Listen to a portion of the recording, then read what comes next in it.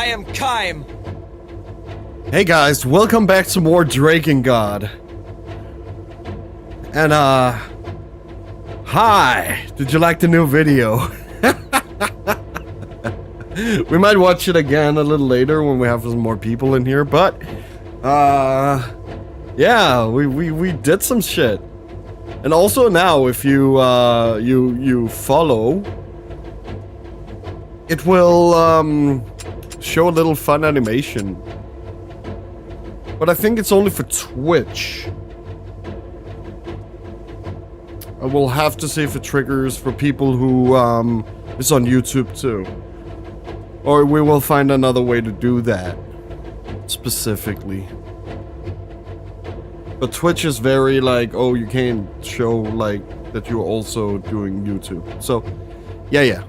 It is what it is. But yeah, hi, I'm Roman Known. I play dark story type games. And games I really love. And I decided we should start with Drakengard. So yeah, we're doing Drakengard 1 right now. We're currently leveling up every weapon. Because associated with every weapon, you have weapon stories. And you need to level those weapons up. I just want to emphasize that you do not need to level them up to get the last ending of the game, ending E. You only need to goddamn find them. You don't need to level up. I'm just adding that extra little challenge onto it. And currently we have like 29, 30-ish weapons leveled up to full.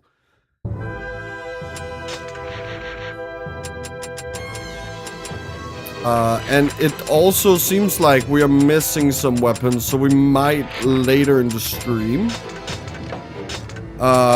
go and find those. But I don't think it's too many weapons we're missing anyway, so it might only be a couple.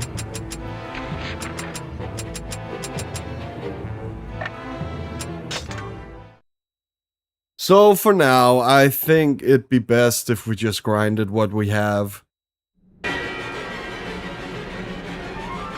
So yes. And I have also deleted the music bot thing on the Discord because it flooded the general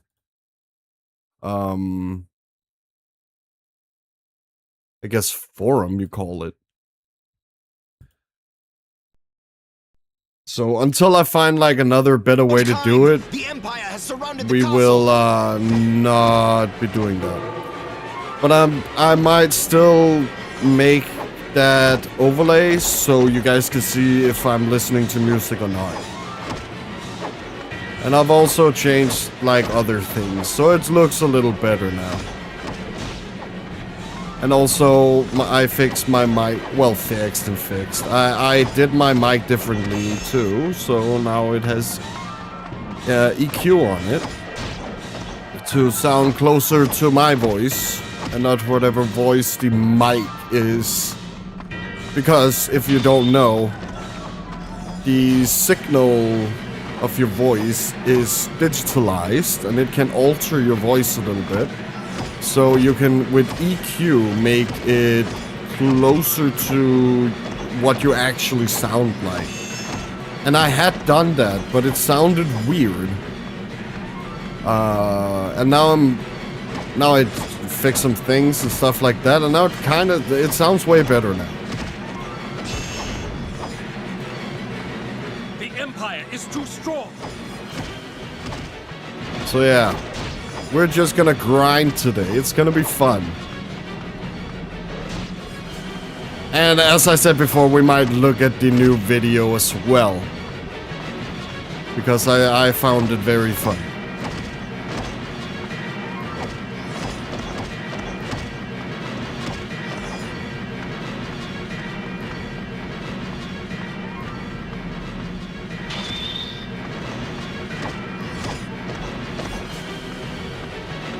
But like the video was originally, because I thought I needed more shit on the screen. You know, just something that moves. And I thought the Furia, like, the Furia scene was funny. If she just continuously stabbed herself. Like styling on him, kind of.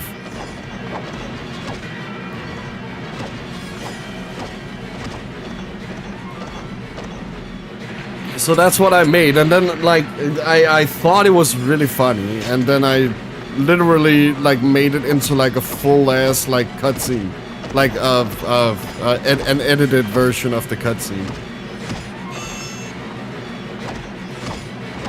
So yeah, I felt creative, and then you guys can also like see my lazy video editing styles. But it was just something quick to like say thank you to the community. So yeah, that was that was kind of the intention.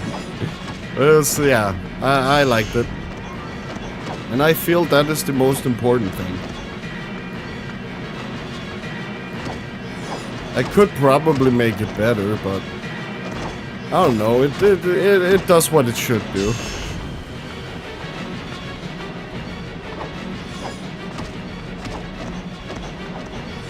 Maybe we'll do another version of it at a later time.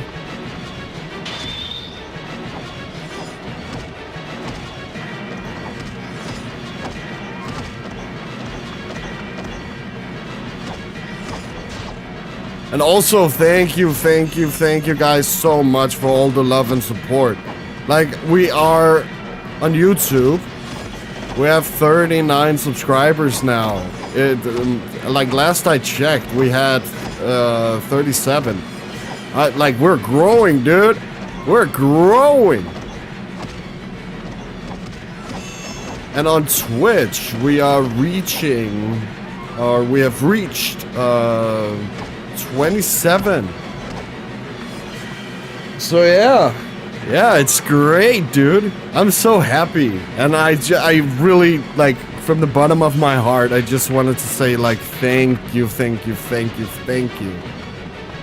I promise to be better and evolve with the stream as well. Also, that we have, yeah, I get better at commentary, you know? Just talking about shit.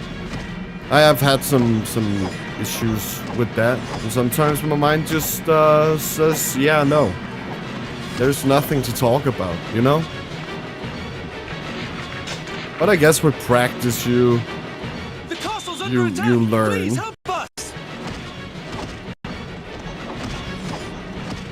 Also to value your own opinions, I guess.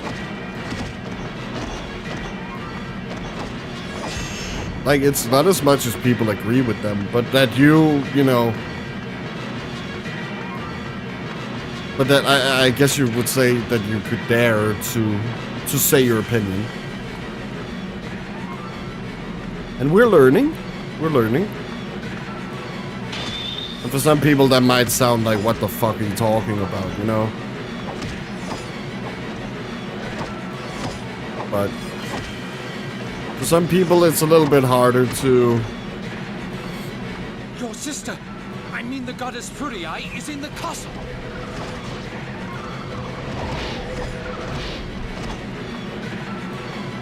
To say what you think, I guess. But I guess I'm just at that point, like, who cares anymore? It's not important. I did have some issues with that in the beginning. I made it mostly about the game, you know? But I guess you also need to have it be about you, as you are the host. So yeah, enough about that shit. Boring. For anyone new, this is Drakengard, or Dragon Dragoon, and yeah, the titles are very different. the English version, Drakengard, is more like, you know, the standard fantasy setting kind of title with, like you have the dragon aspect of it. Like the Japanese title. But just like... You could say, because this world you're in, or the land you're in, is called Midgard. And Drakengard, you know. But the title gets very interesting when you look at it in the Japanese way. Drakon Dragoon. Why? Why is it called that? Well, in this game, you are a murdering revenge dude. You play as that guy.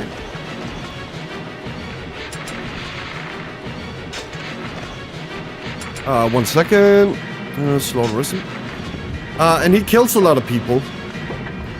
And the game just...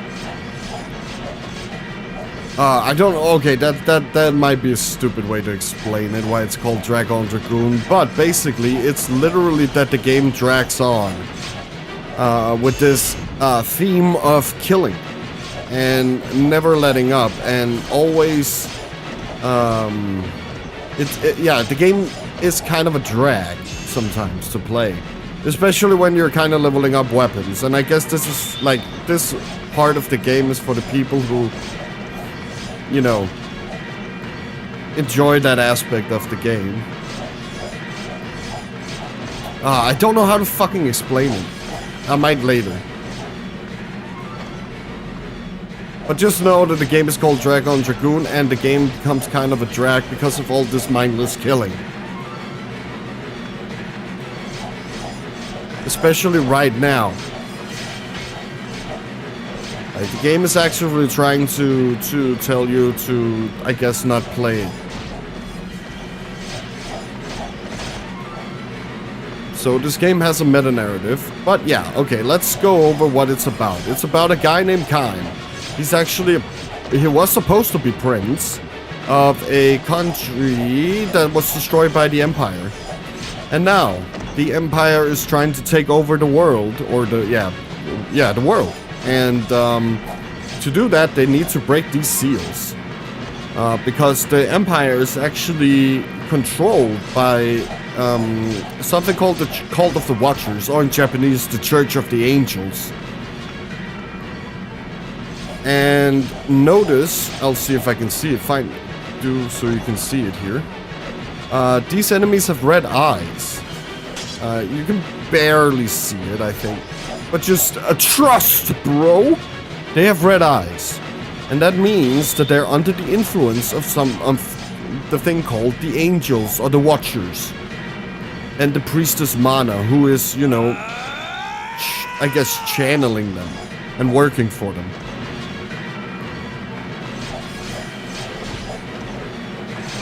This results in Kaim wanting revenge his whole life, and now he finally gets it. But the thing about Kaim is that I would probably suspect that he knows that these guys are under the influence of something that is, like, sinister. And that they aren't really, you know...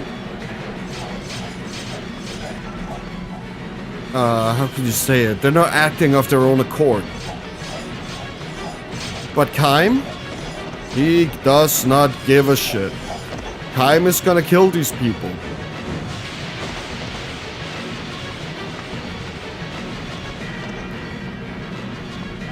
Kaim is gonna go out of his way to kill these people. But what is very important about this is that Kaim is actually trying, or is supposed to save the goddess, who is also his sister. But Kaim doesn't really, you know... He finds it way more important to punish these imperial people by killing them. Like, he finds that more important. And that is reflected in every ending of the game. Every ending you get is not a good ending. Every ending ends in something bad happening. So in the first ending, sister dies. The dragon you'll meet soon, right after this level actually, they have a pact where he sacrificed his voice and they healed because they were close to death. The dragon actually loves Kaim, and I would imagine that Kaim also loves the dragon. But the dragon needs to become the seal, so they can never be together. Wow, great, dude. What an ending. Everything you did, all for nothing. Well, ending B is that your best friend Inuad is trying to resurrect the goddess or your sister, and that fails too, and she becomes a monster. And you have to kill her too. So yeah, you kill her, and then you find out that there are like 1 million copies of her, and the world is doomed. Okay, great. Alright, then you get ending C, and you find out that the dragon that you have been spending this whole adventure with is actually a puppet for the Watchers. Or can be. And it'll be more explained in Drakengard 3 why that is. But for now, just know that the dragons are actually servants of the Watchers, or the Angels. So yeah, you kill your pack partner, and a million black dragons rises, and Kaim just runs into the sunset, smiling, ready for this murder fest to happen. Yeah, that went not well. So, ending D. What can we do different? So, we kill the priestess, Mana. That might stop it, right? No. That did nothing. Well, it did something. It meant that the Watchers will descend upon the Earth and, like, destroy it. And the Watchers are these baby-like angel creatures. And they're fucking disgusting. So yeah, that fails too. And the only way we can freeze it is to freeze what is known as the Queen Beast. Who also shows up with the Watchers. And the Queen Beast in Japanese is called the Mother Angel. Mana has been talking about her mother, but I am actually thinking that she is mixing it up. And the only key we have is that the mother, or the Queen Beast, is called the Mother Angel in Japanese. Because I'm thinking that she replaced her mother with the Mother Angel. And sometimes it's indistinguishable if she's talking through a memory, or if she's actually talking to the Queen Beast. And I think in ending D, you really see that. That she's talking to the Queen Beast right before she dies. Because then the Queen Beast descends. Okay. So yeah, that didn't work. And now we're on ending E. We don't know what'll happen. Well, I do. But we haven't seen it yet. So, what is important about ending E? I guess ending E and D, because it kind of follows the same route a little bit, is that Kaim finally, at this point in the game, and he has not done this yet, he used his sword to save someone instead of killing. And I guess that's what sparks ending D, and of course the continuation ending E, which at this point was considered a joke ending. Because Yoko Taro, the game's director and the director of Nier and Nier Automata, he very much liked Neon Genesis Evangelion. And just as a side note, if you also like that, he is actually the scenario writer on the new show coming out. So if you like that, that might be something you find interesting. And the guy who did the music for Nier is also involved. So. But no, he goddamn liked that Neon Genesis Evangelion. And he made an ending that would like reflect like kind of that hopelessness. But then when they were doing their next game, which was Nier, he came up with a storybook kind of thing. Protect her. Protect Footy Eye. And that didn't really go anywhere. But then I guess they somehow looked at Drakengard and ending E, and they decided that that would be the starting point of this new franchise, or spin-off of Drakengard, called Nier.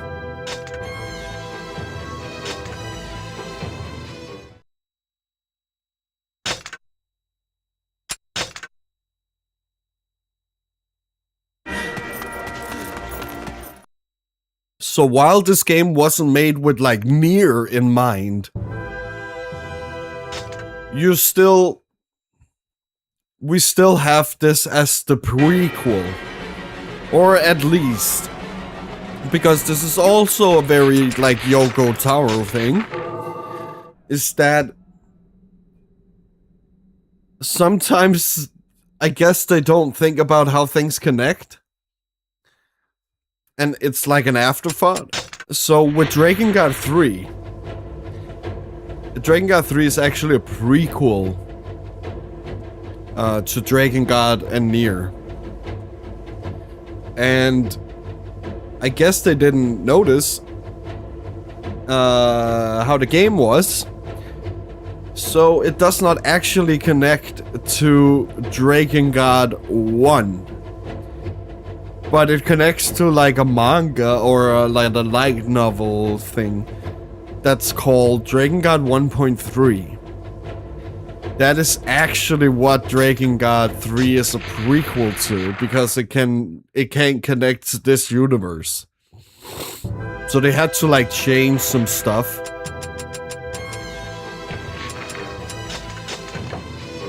To you know, make it fit.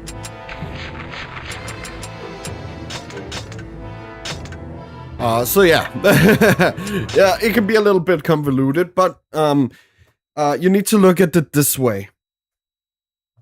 When you get like a piece of information in Drakengard 3, and you want to like make it fit to this, you can only look at like backstory and stuff like that. And maybe how the characters are. Like, for example, we know why the Cult of the Angels' like emblem is the way it is. That is Brother One and Sister One. Because they kind of split into two different beings, the Intoner One. The Empire is too strong. And she made a brother, also called One. And they look suspiciously like Mana and Sere from this game. But that's not important. The important thing is that now we know what the Cult of the Watcher's emblem actually symbolizes. Symbolizes? Sounds like a disease, dude. Symbolizes.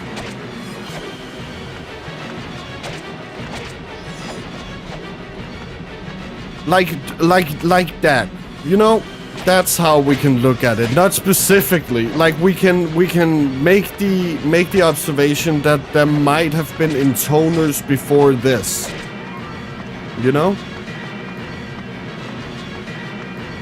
At some point in the past, there was these intoners, and then One did the thing that One did, and then we came to like, oh, the Watchers and the Empire and stuff like that. So you can still take like these tiny pieces of information and connect it to like, oh, that's how it was.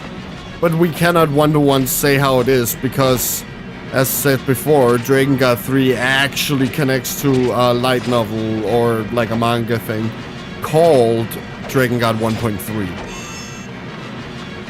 That might have been an oversight, and then they like tried to fix it. It doesn't really matter too much because what we did get was very important, like lore about the Empire. It doesn't really matter if like Zero went on her murder rampage. Or if Zero was actually a thing in this timeline, you know? That's kind of it. And then another important thing from Drakengard 3 is that we now have a keeper of the lore. Or like someone who goes through all these different timelines and branches, as they're called. To try and find the one branch that will lead to a good possible future. Her name is Accord, and she's actually an android.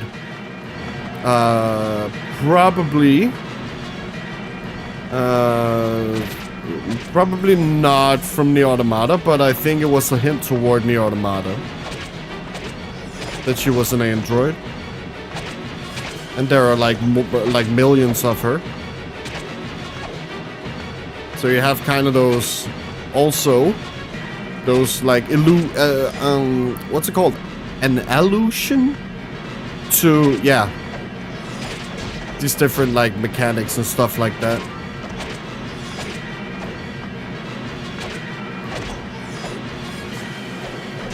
Of the not of the game, but of the world, you know. So yeah, it's really interesting. Drakengard, Drakengard is like such a cool universe. And I think you guys should, if you haven't, watch the stream and or play the game yourself. Just know that you don't need to level up the weapons if you decide to play. You only need to find them, and there are plenty of guides to do that. So it's not too bad anymore. Like I could imagine that in 2003 it was a nightmare to do so. Some of these goddamn weapons are so hidden. Like you need a guide for them, or like a guide, like a strategy guide. They were fucking impossible, you know.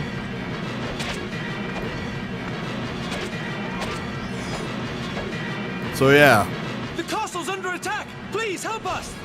Luckily, with today's technology, you know. and sharing,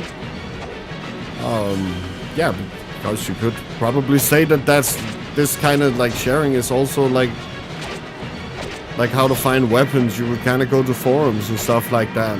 I would imagine, and then you would figure it out. Either for people who had the strategy guide or for people who found it themselves.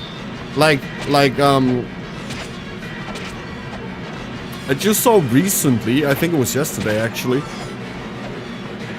like how fucked people are at finding things.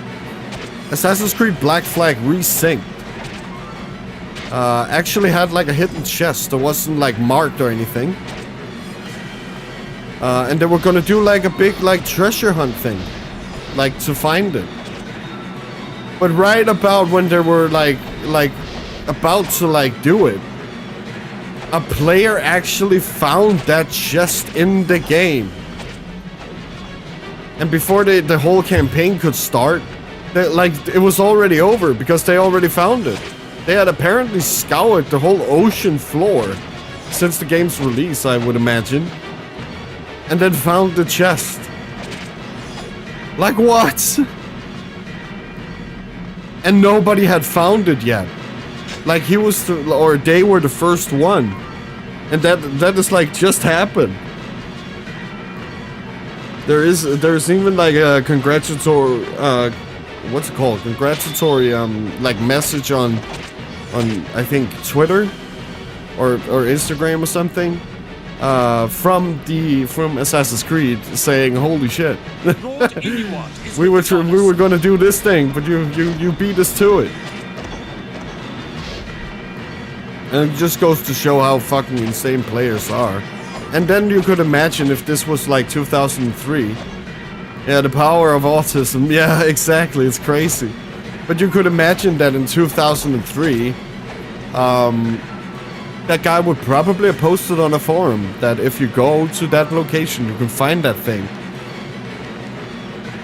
And that's, I would imagine that's how like people like found these weapons if they did not look at the strategy guide.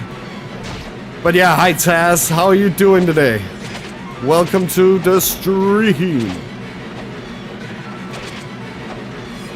Did you like the new video? There's something stupid I just whipped up.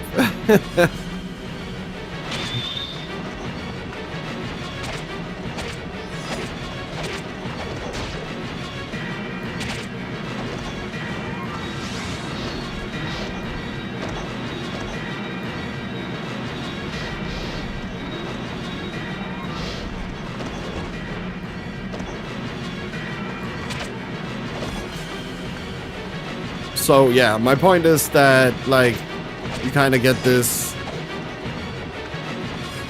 community focused like way to figure things out, and I guess that's the power of like obscurity, like with what Miyazaki has done with Dark Souls, kind of.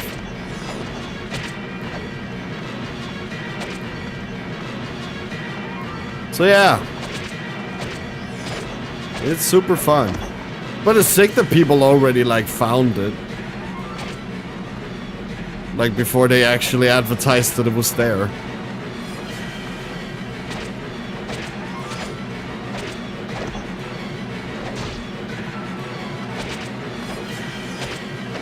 Die.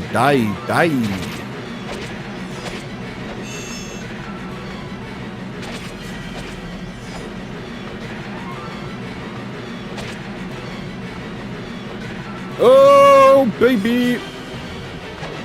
But yeah, I think we are missing some weapons, but they would have to be like the early weapons that you would get, so it might be really easy to get them, and we probably don't have to wait like 30 minutes for the weapons to spawn either, which is kind of lucky. So that is done. Let's do Soul Dozer. So yeah, if when we are collecting the last piece of weapons,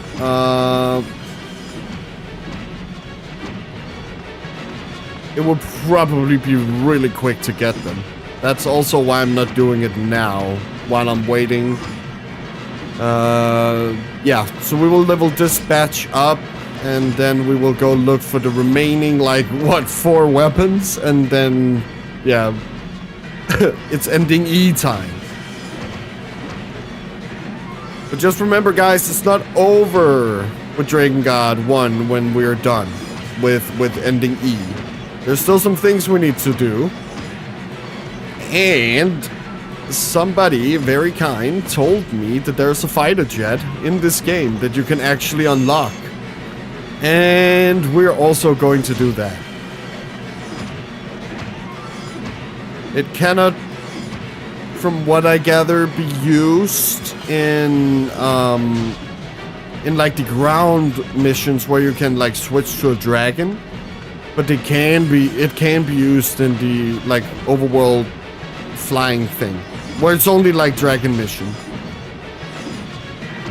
And it's actually very funny because it is it's the exact same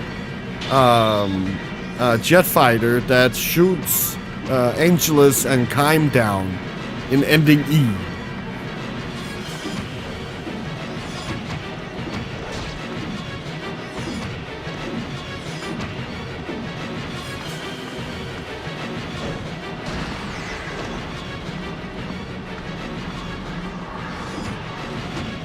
So yeah, we're not even close to done. Like, chill out, guys.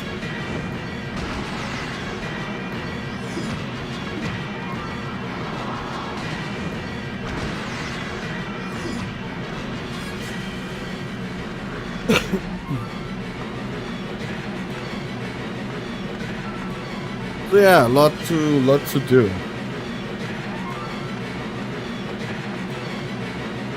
A lot to do.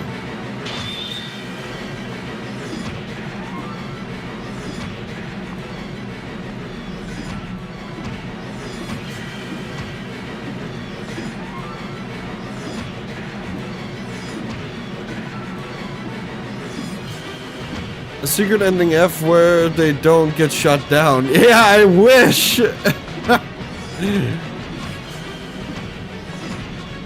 And then Kaim proceeds to, like,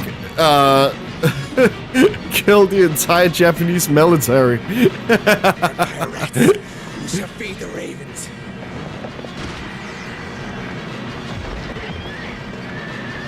They're within the castle walls. Your sister, I mean her ladyship, the goddess. That would be fucking sick, actually.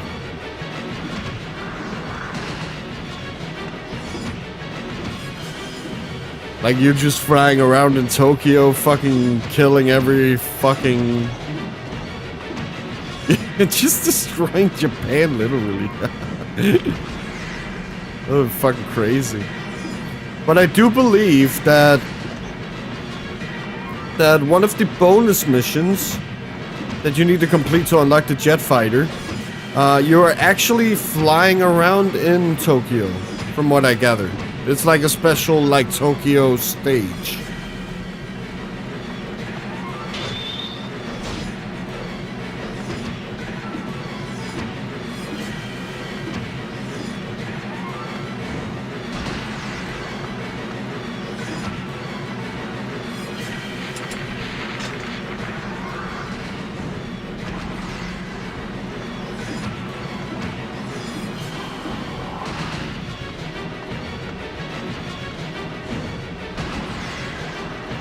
And, yeah, we'll do this with every game, so we'll kind of like, we won't, like, 100% complete it, but we are gonna get, like, close to it, at least.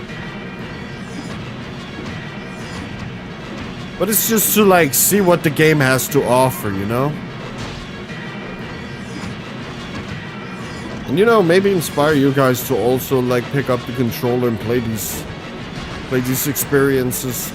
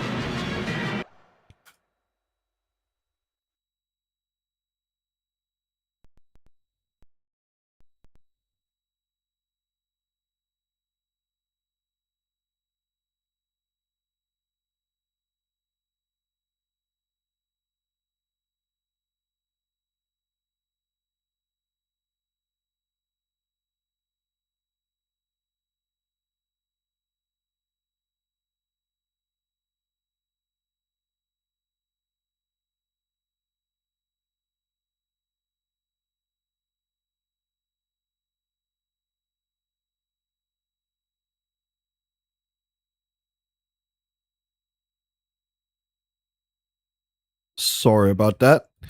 I don't know why. My one of my nostrils are very runny today. I don't know. I don't know what's going on.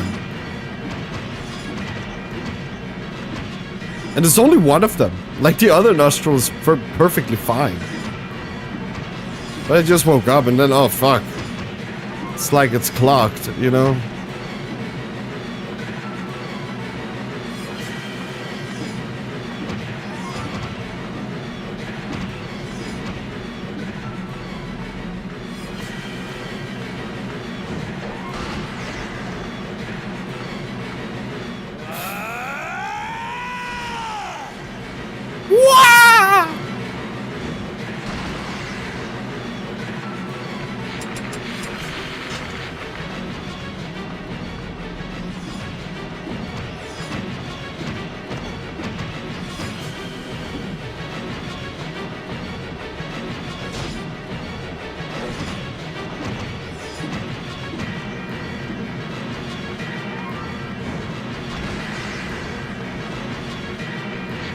So that's that weapon is well done. Nice, awesome.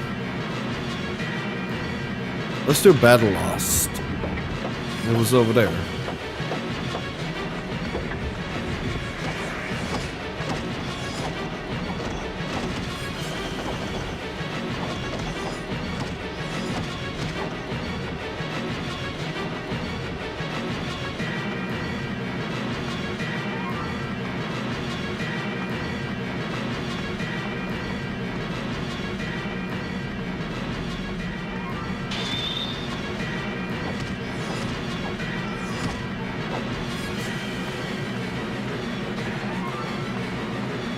Oh my god, guys, I cannot wait for D23. Because we're finally gonna get some more Kingdom Hearts information. And if you don't know, I'm a giant Kingdom Hearts fan. Kingdom Hearts 1 is my favorite game of all time. And the first time in my life where it was actually, holy shit, you can do this? Soldiers have caught a dragon. Like you can make a game like this, like that is what video games can be. Like that was the first time I actually I guess my eyes opened to the potential of video game and like how they can like merge everything together. Protect her. Protect Fury Eye. And while I don't really agree with the direction the franchise like went in, the direction it went in, you know, I'm still a fan. It's not that. I guess it just stays with you, like, you can't help it. Like, you want to boycott it, but it's like, oh, but I have to play it. I played this one, I might as well.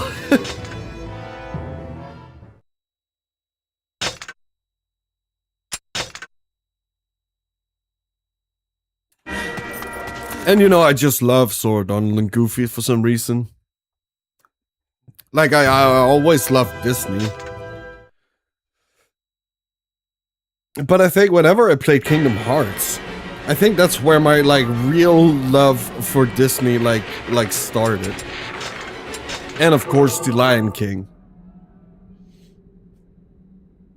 Like, that opening scene, I was told I cried. As a kid. Like, as a child. Chill. I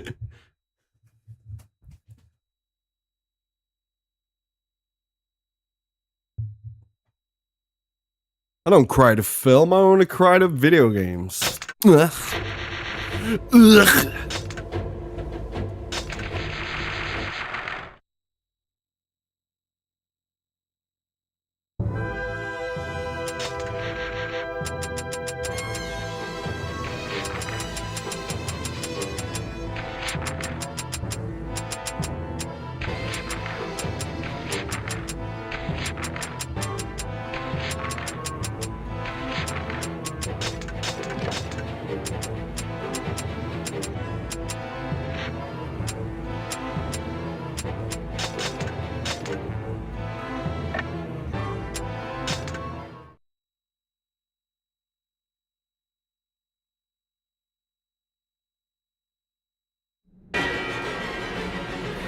Footy, die! Lord Kaim, the Empire has surrounded the castle.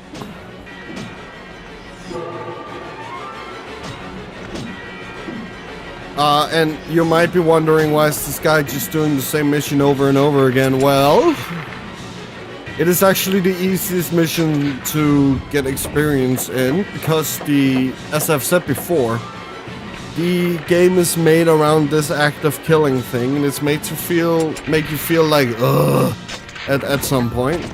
Like, this is stupid.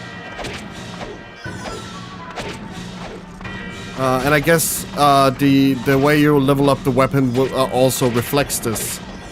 And is made to reflect this.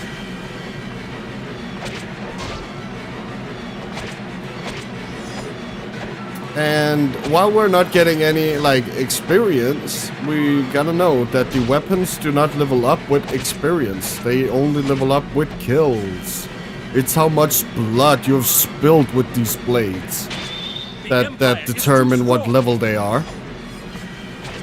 Kinda like Guts' Dragon Slayer, for example. the more like demonic shit he killed, the more demonic the blade itself became, you know?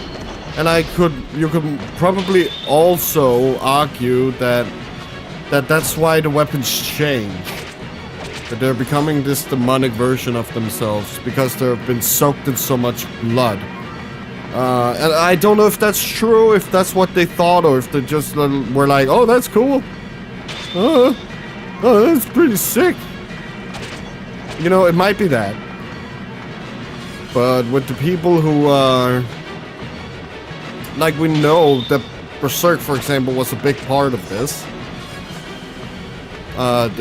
Well, Kain, the protagonist. Because he's just inspired by Berserk, Black Swordsman arc Berserk. Guts. So... that's why he is on this revenge murder fest. So I don't know if that has anything to do with it. It would have been fun, like in Kingdom Hearts, where you get that little like explainer that, oh, it's actually the keychain that changes the keyblade. You're not literally getting another keyblade. You know, it would have been fun if it was like, by the blood of your enemies, the sword absorbs it and then becomes something greater. You know, something like that. That would have been cool. Yeah, we made it bad on purpose. Well, we made it obnoxious would probably be better. It's not bad. It's just... I want to do something else, you know? I want to get back to the story.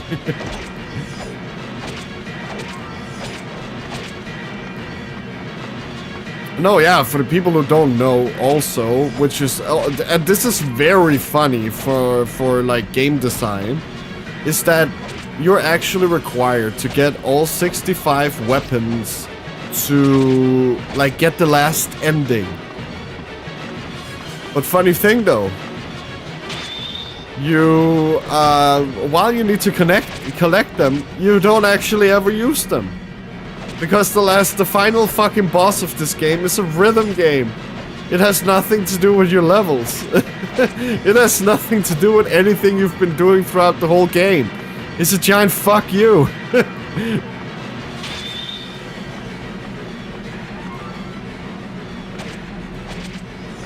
Show no mercy.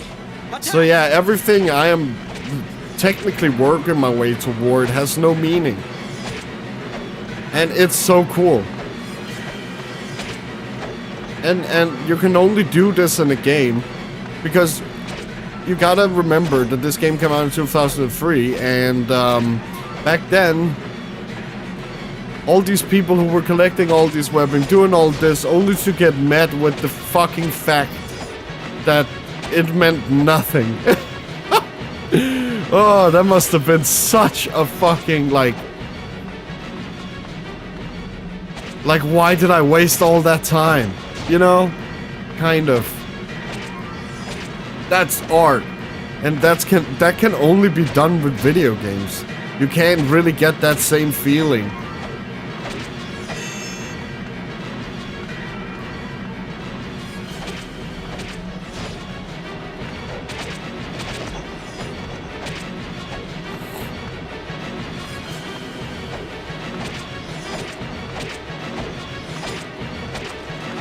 And I feel like that's how video games can do. They can like make you feel through gameplay and stuff like that, which is so cool. But also like the developers, all the love they pour into the game, and I don't care. All developers pour the love into the games, even if we don't like them. They put all this effort into making them.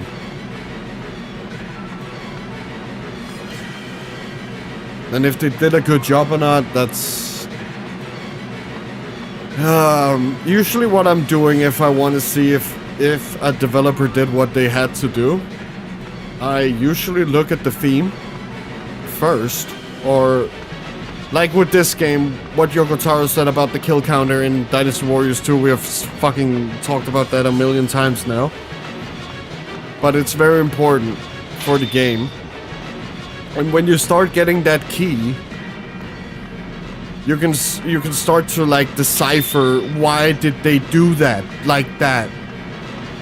If you just have that key to decipher, and then everything starts to go into place. Like when we analyzed this game, for example, and we found out that, oh, this is about mindless killing, and like not specifically about the effects, but just how absurd it is.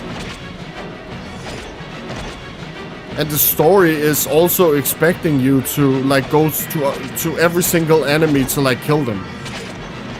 Because the characters scold you for taking too long, and the game itself scolds you for taking too long with the endings.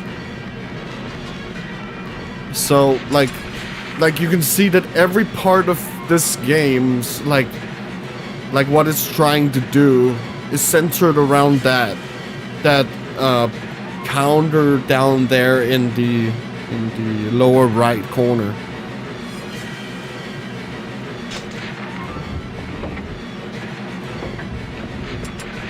And you can do this with other games as well. It's not specifically this game. You just need to look at what the creator, like, what the major inspiration was, or if they have hinted toward it.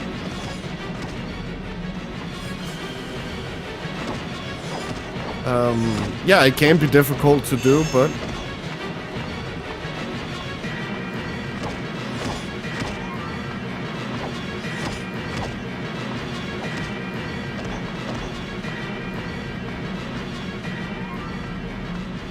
or like, you know, Kingdom Hearts.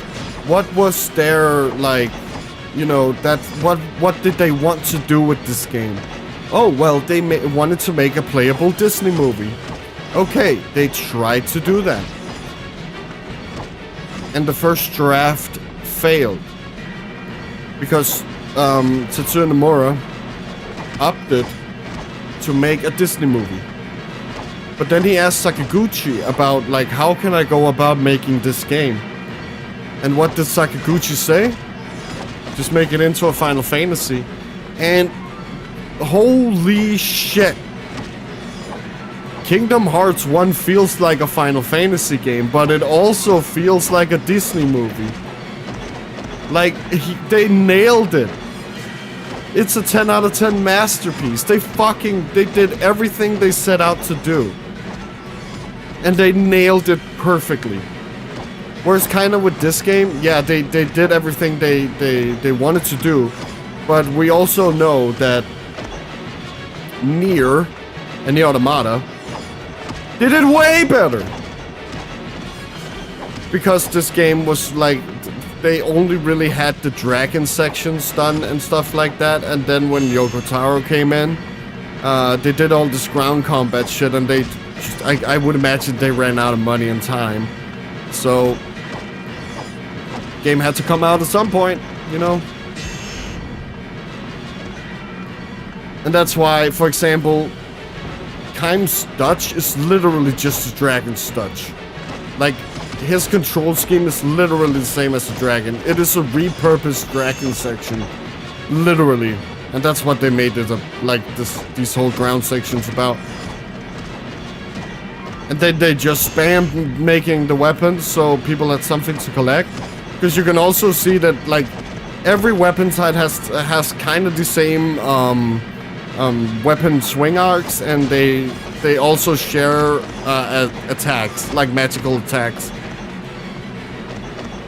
Like, it doesn't really, there are only a couple of weapons that feel very unique. So you can see that they needed to, like, do shit quick. And that's why, like, Nier feels a lot better, especially the remake. Feels a lot better than this game. And of course, we cannot forget Nier Automata, which took everything and perfected that even more. with his themes of, yeah, like, yeah, death, like lost world, you know, hopelessness, cycles, stuff like that.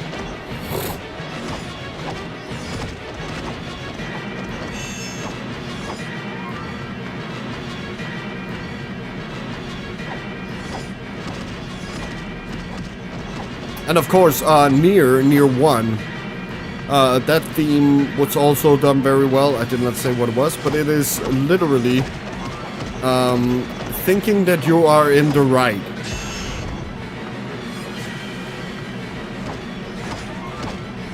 It's theme of nice butt. Yeah, just don't look at it or Kaine will fucking kill you. I fucking love that scene when you try to look up the skirt, like with 2B, and then she literally fucking kills the player. Not Nier. She doesn't kill Nier. She kills the player. It's amazing. I love Nier so much. And the parody aspect of it, because Yoko Taro likes to make fun of tropes.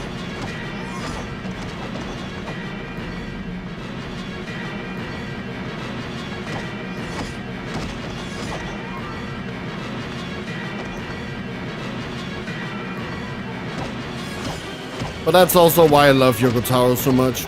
It is very Yoko Taro centered. These streams are gonna be like that. But yeah, we are gonna also talk about some other creators at some point when it becomes relevant. But for now, it's just about Yoko Taro, our Lord and Savior. Huh? But we will also be looking at other developers like Miyazaki and Kojima and some Americans as well.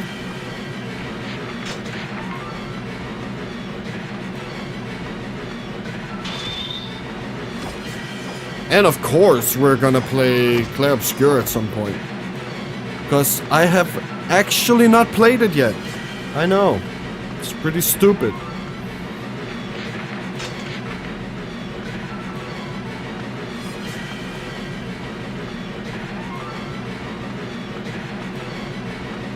Empire rats, we shall feed the ravens. We shall feed the ravens!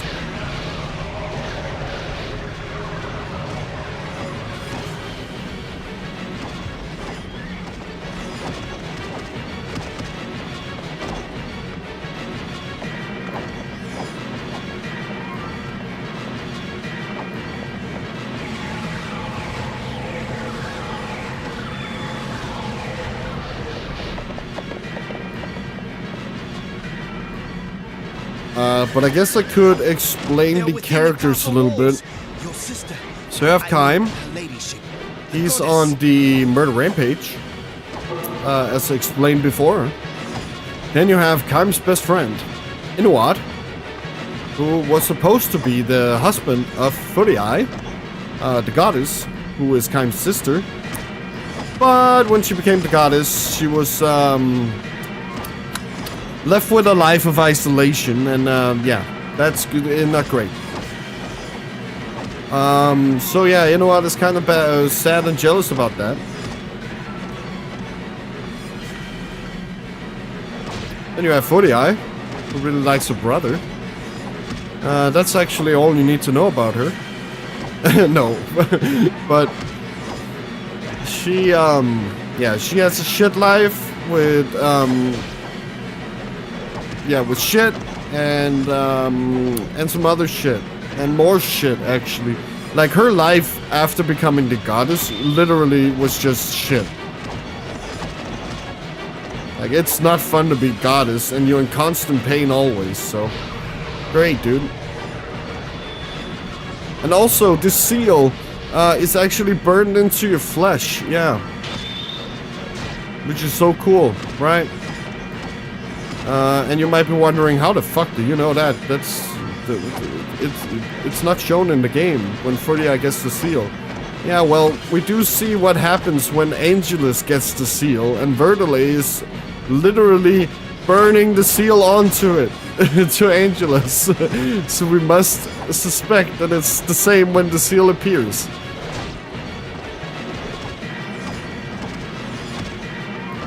It sucks.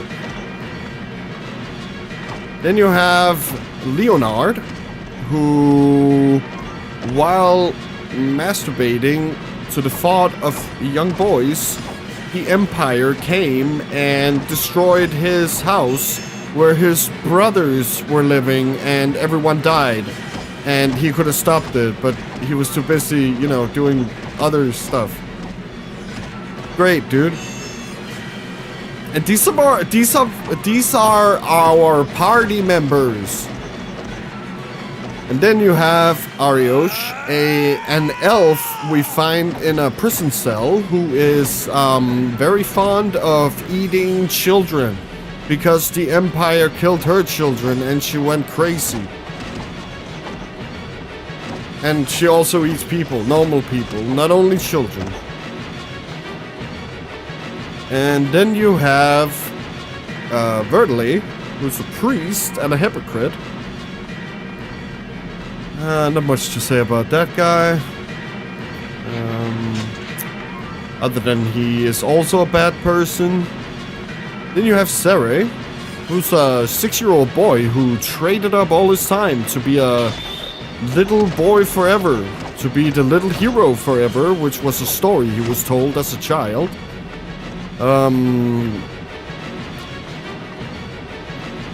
Yeah. He might seem like the least fucked up character, but you gotta remember,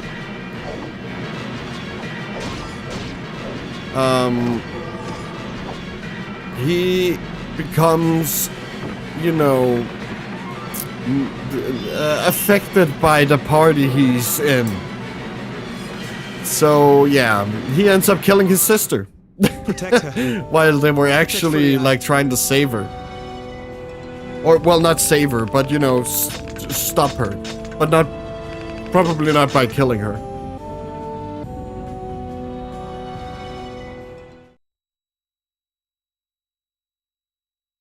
And then you have Mana, the sister of Sere, who was abandoned by who was abandoned at an early age because she was, how do you say that? She was abused by the mother who only showed love to Sere and not Mana. And then Mana came into the clutches of the Church of the Angels. I don't know how. I don't think it's specifically in the game of how they found Mana, but I would probably guess that due to all this like abuse and stuff like that, she was very easy to influence, as we see Mana do to Inuad. So it seems that if you have darkness or dark thoughts, the Watchers can influence you easier. Or that's how they influence you, probably.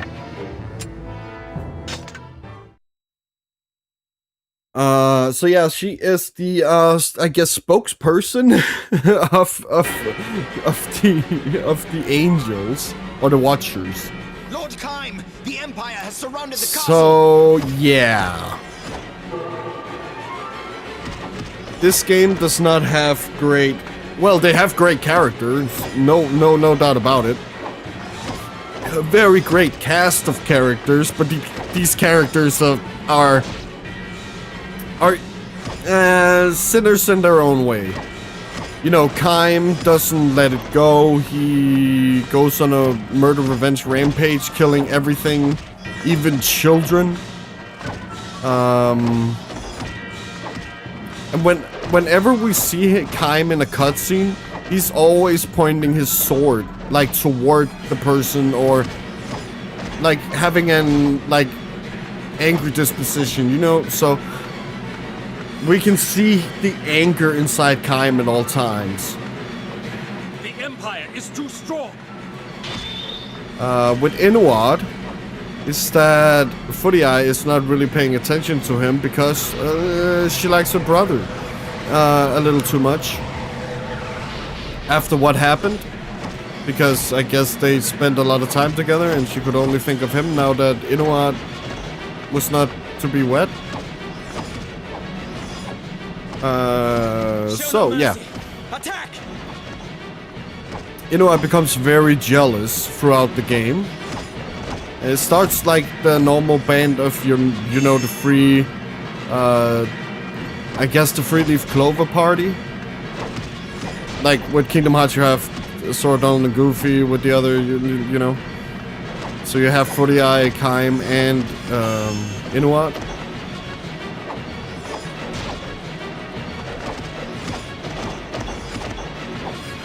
So yeah, he's giga jealous. That's great, dude. So even from like the like you could probably say Footy Eye is probably the least fucked up character. And Kaim, for example, is probably the most understandable character. Because Kaim follows what Nier follows, because it's the I think I'm in the right category. Like I personally believe that what I'm doing is just. And that's what makes Kaim so scary. And of course, why Nier Replicant and Gestalt is actually so good.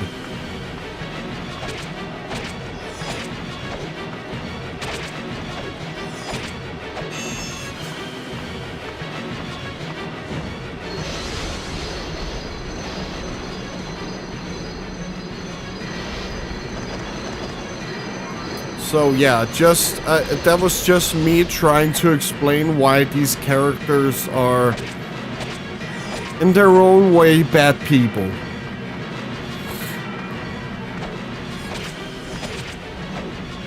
And that Footy Eye might be the least bad person, as her kind of thing is only, you know, like, it's still bad.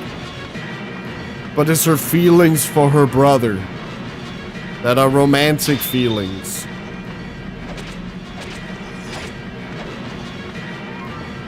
And this is a great segue for that. If you have not seen yet, I released the video!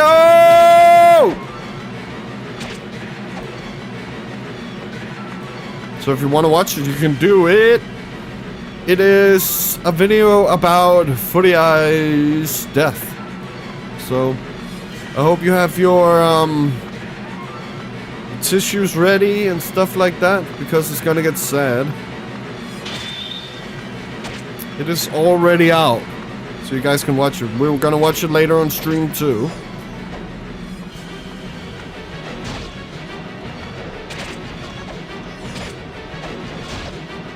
And for the people who weren't here before,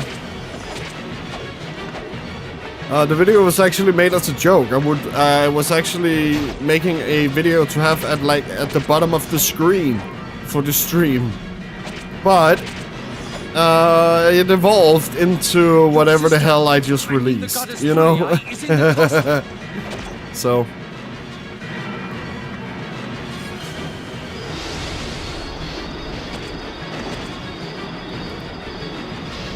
So yeah, I was creative yesterday, and we also updated the follower animation thing. So now it's gonna look sick.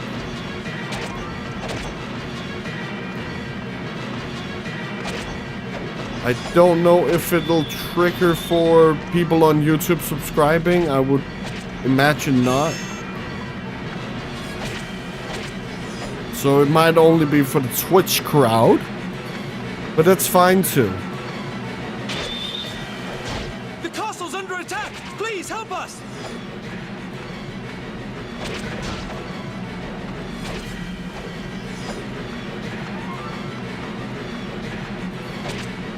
So yeah, that's literally everything about Nier so far. Unless I forgot something. Oh yeah, I guess I did. I usually forget this part. But we also have the sound design and sound direction and I guess music of the game. As you can hear, it is the same like clip over and over again. It's like it's sampled. And it gives this relentless feel. And it will keep continuing doing this for about halfway through the game.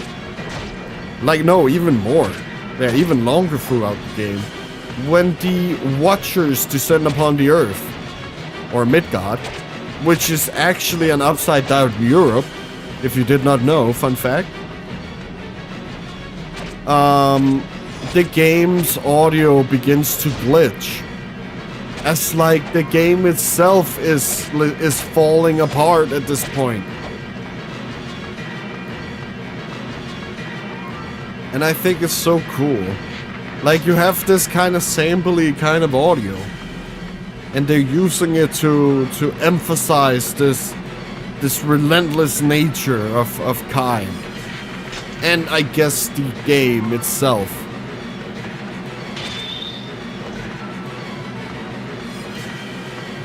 So yeah, for some people it might sound lazy, like right now, and like, oh my god, it's the same over and over again.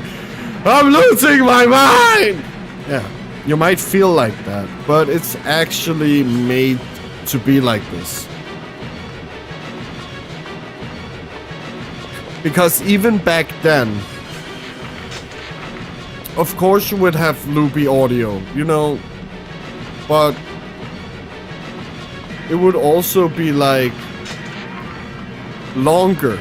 I don't know how to explain it. Like the loops would have been longer. But this is literally a loop of like 1 second on music and then it loops and loops and loops and loops.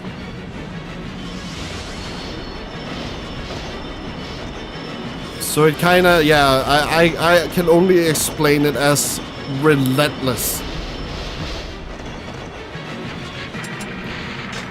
Because it just like assaults you with audio.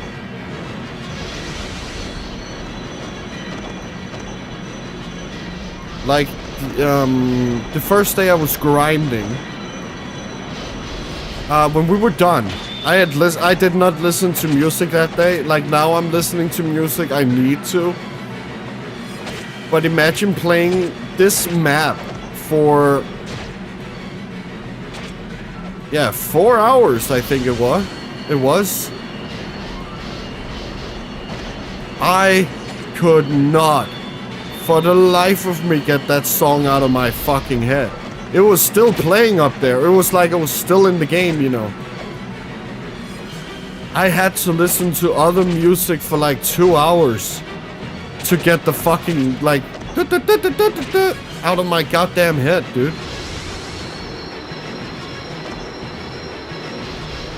And I think that's also like a testament to how good this music is.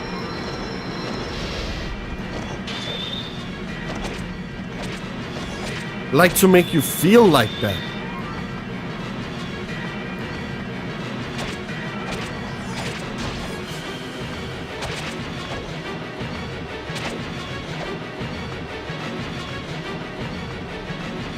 And I think it's crazy how despite everything, like how the game is probably like a 7 out of 10, you know? Or like a 6. It's or like because of the story, you know, it's like a 7 out of 10. But there's just something about like how everything connects, you know? Like the concept is so fucking great. Like despite me calling this like a 7 out of 10,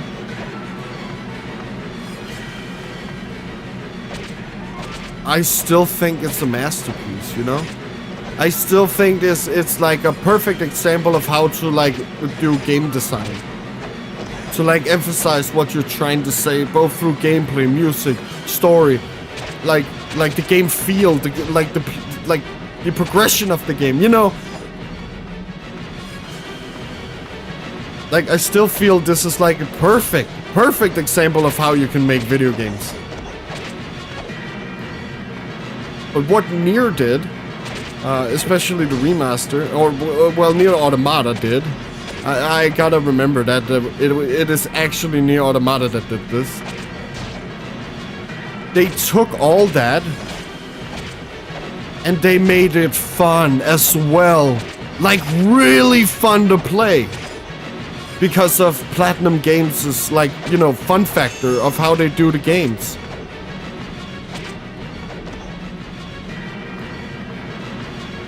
So now you have this very fun game that's telling you to please to stop killing, but it's too fun. But please don't kill. Yeah, but it's very fun. You know, it's I fucking love that. I know it's weird,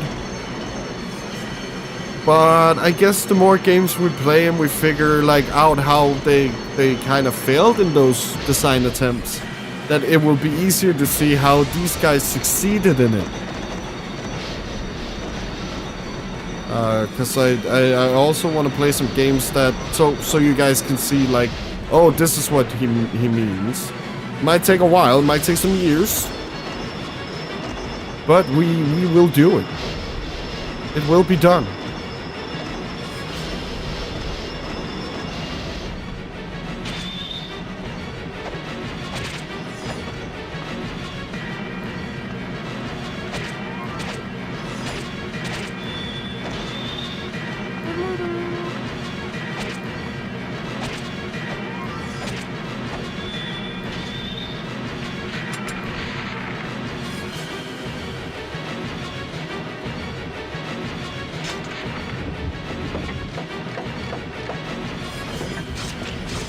I'll update the list of weapons completed in a bit.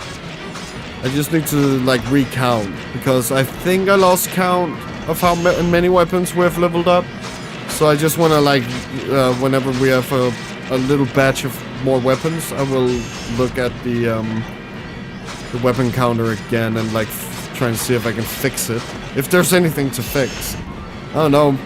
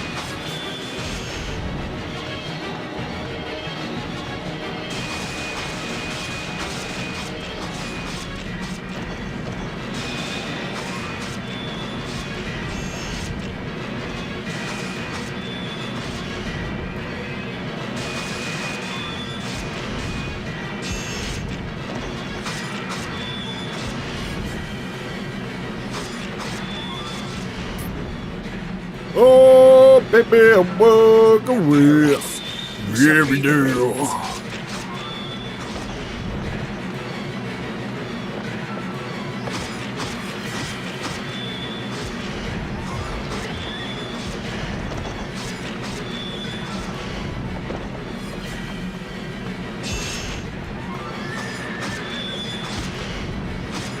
They're within the castle walls. Your sister, I mean, her ladyship, the goddess.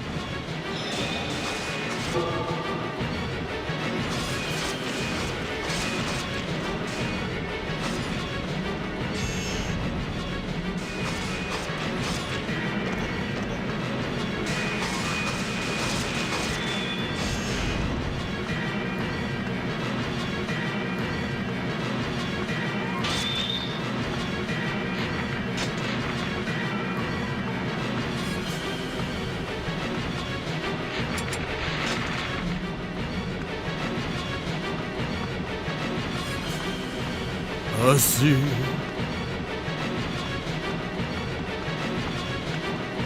But yeah, only mindless grinding for today. Castle Bailey. And don't worry guys, I will update like stream title whenever we're done with this grinding.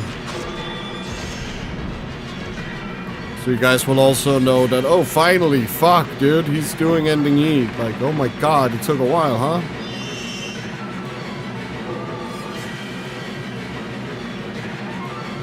Wow! Protect her. Protect Footy Eye. So yeah, drinking a lot of coke and fucking just getting on with it! Like, chill. I am Kaim. Yeah.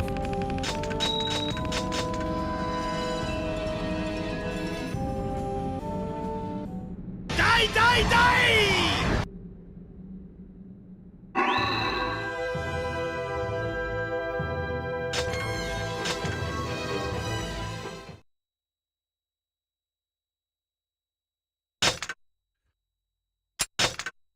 Die, die, die! And we also have soundboard. Wow, dude. And we also have Discord. If you want to join, you can say so in chat and I'll post the link. And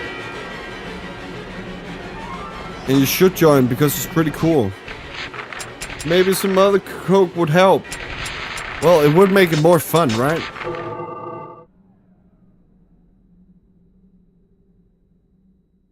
And I mean, I'm not on cam doing it, you know. might be a gray area there. Oh, this coke is so tasty.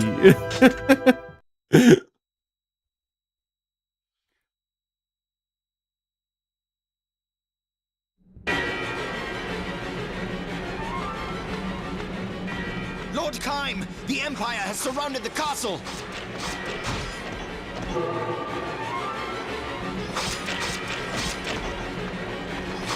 It's just a public service announcement. Don't fucking do drugs, idiots.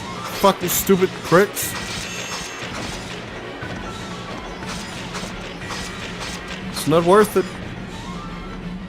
Play Drakengard. It's like a drug. Or near. You'll feel like you're on drugs. Or listen to Tool. They are literally drugs.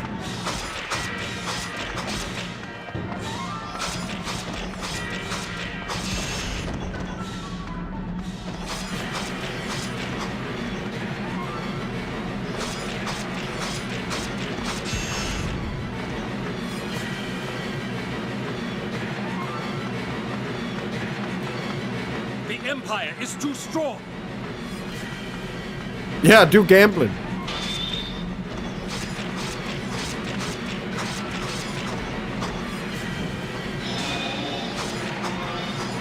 Hey, let's replace one bad thing with another bad thing.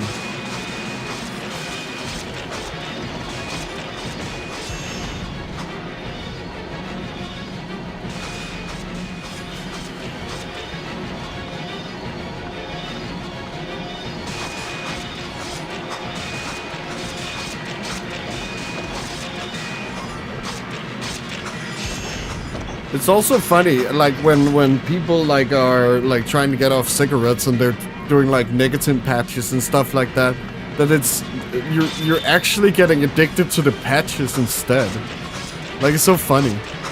Like then why do you do it? Wasn't the point to not get addicted?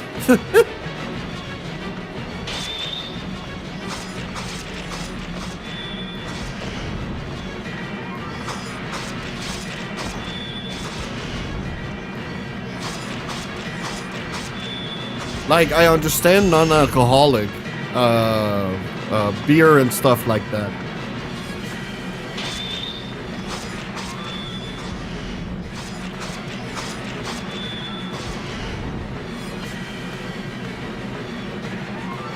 But with, like, nicotine patches and stuff like that, it's literally just, oh, it's another way to get your nicotine. Like, oh, but then it just replaces smoking. Like, that that didn't really do anything. Now I'm just addicted to having like millions of like fucking patches on me.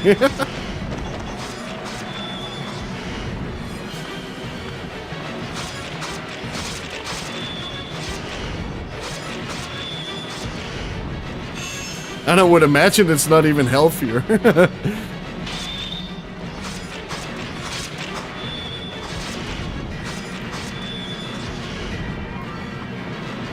Your sister, I mean the goddess Furii, is in the castle.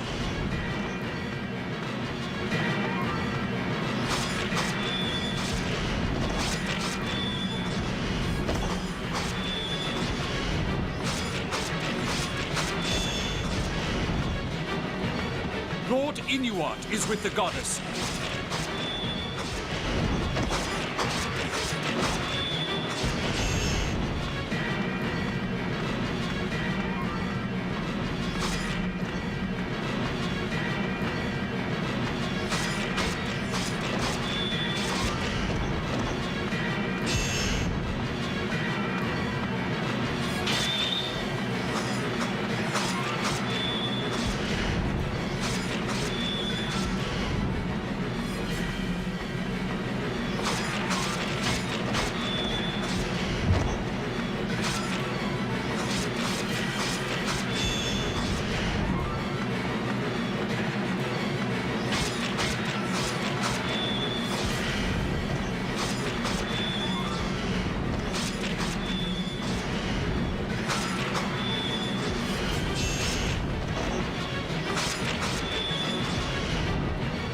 I wish the range was bigger, so it was actually useful to do the magic things.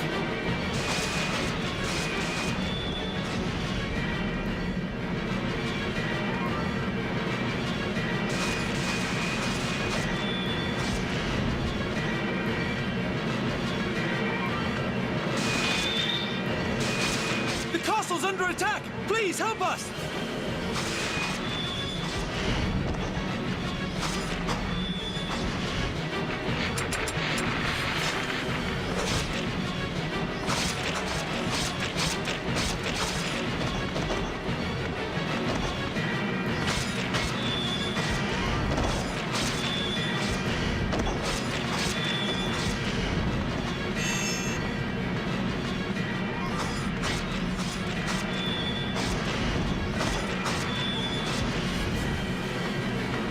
Show no mercy. Attack!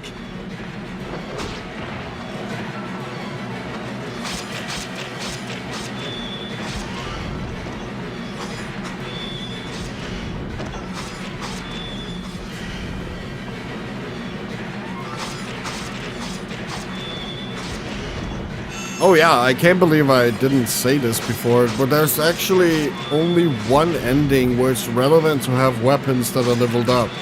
And that's actually ending C. Because that is actually the only real, like, ground combat boss fight in the game. And by the point where you have collected all the weapons and stuff like that, yeah, you've already done it. Like, you've already done the only fight that requires you to have leveled up weapons. So...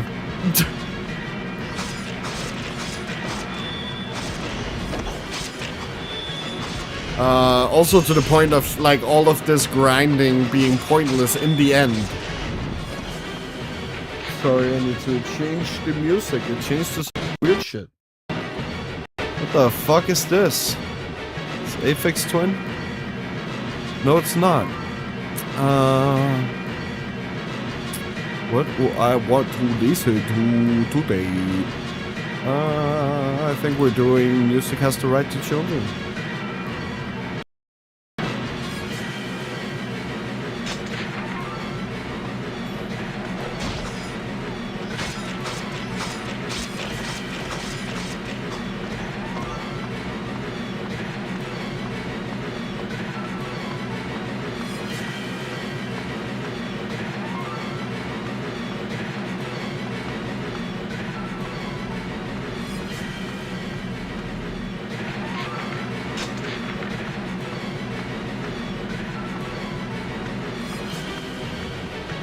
And I guess a little bit about me, because I've not really talked too much about me, but yeah, I'm Rome, or Romeo, which is actually my name. Yeah.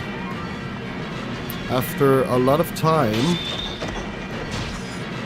doing a lot of different shit, I got very inspired by my girlfriend to follow my dreams, and that is what I'm trying to do now. I've always loved video games with a passion, like a big passion, but I've never had the means to do this. And now I do. So I guess we just said fuck everything and did this instead.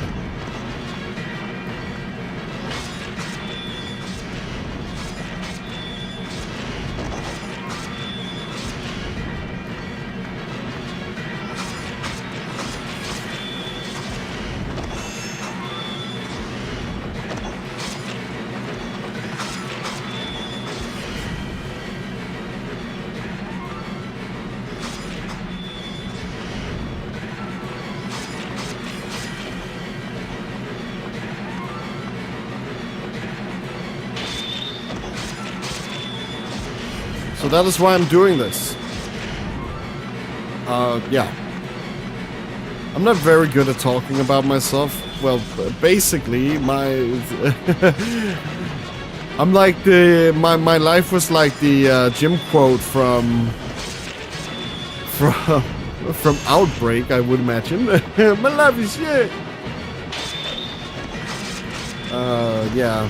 Kinda developed depression early on in my life. And never really recovered from it until later, when I sadly only came into my 30s.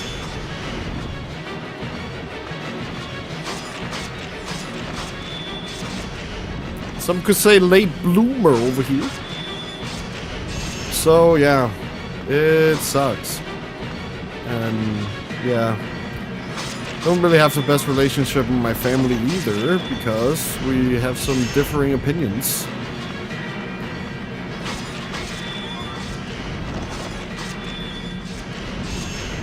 So yeah, I found my family, if you can say that. And a big help in my life was my girlfriend. We kind of helped each other. I helped her to find what she wanted to do, and then she has also helped me find what I want to do. So, and now we're here, having fun. And doing what we love. Instead of, you know, feeling down most of the time. Was that the one?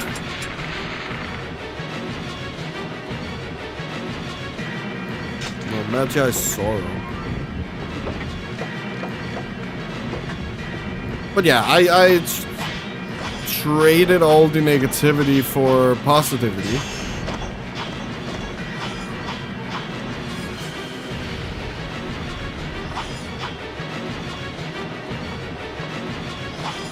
Well, at least I'm trying, you know?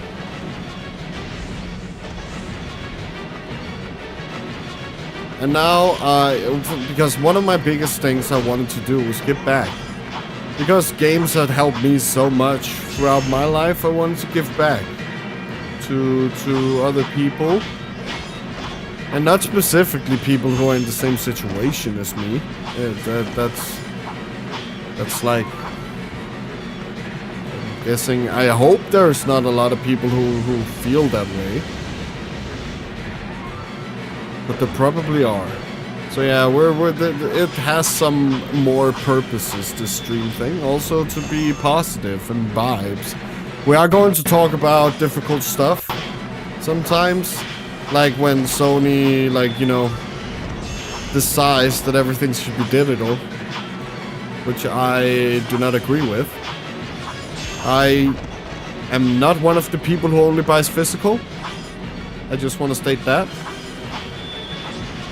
I usually myself only buy digital. I know it's a little weird, but I do understand that I also understand what it's like to buy physical, because that's what I did in my childhood.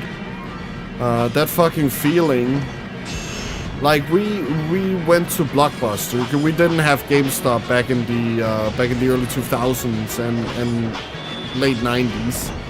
So I bought my games at Blockbuster. Those cheap used one, because yeah, we were in extreme poverty. We did not have any money. So I could not buy you know, full price games. So we did that instead. And whenever I was, you know, on my way home, I always sat in the car, you know, looking at the manual, like, and whenever I could finally afford like a new game, I would, like, you know, that smell when you open the fucking tray for the first time. Like, oh my god. And just, you know, sitting there looking through the manual, what is this game actually, and who are these characters, what can we expect? You know, stuff like that. And I can see why some people would kind of miss that. Also, the collection aspect of it.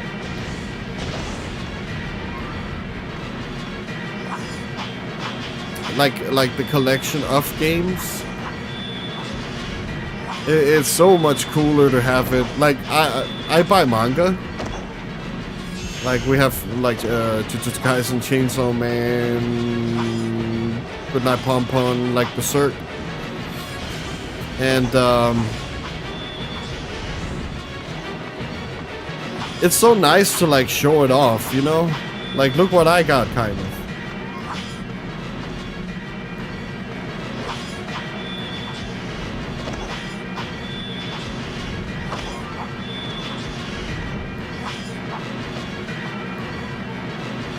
So I can very much understand the appeal of physical media. But I wish Sony would have done like Xbox, because their backwards compatibility, like, program that they have is really good. You can still play like 360 titles on the new Xbox and stuff like that. I believe if you have the disc, it'll still work.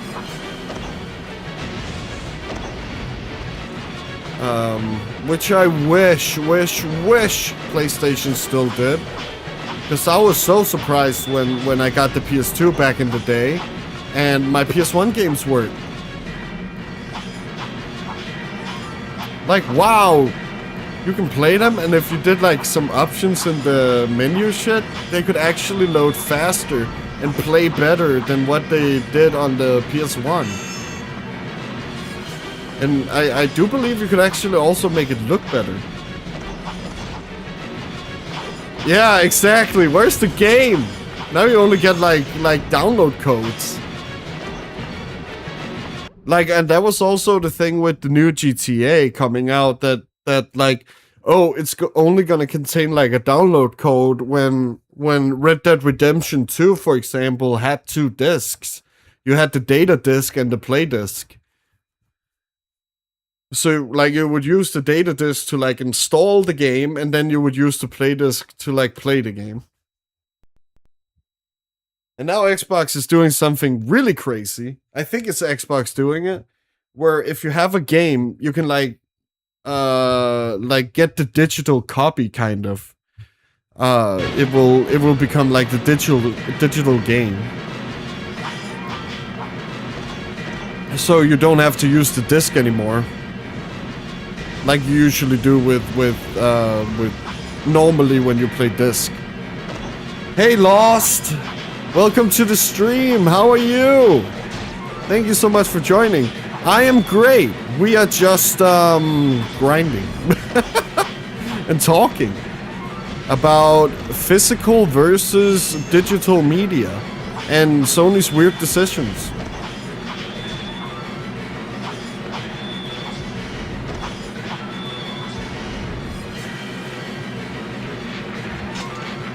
And I have not updated the amount of weapons we have finished, so the 29 might be wrong. Or is wrong. Very wrong.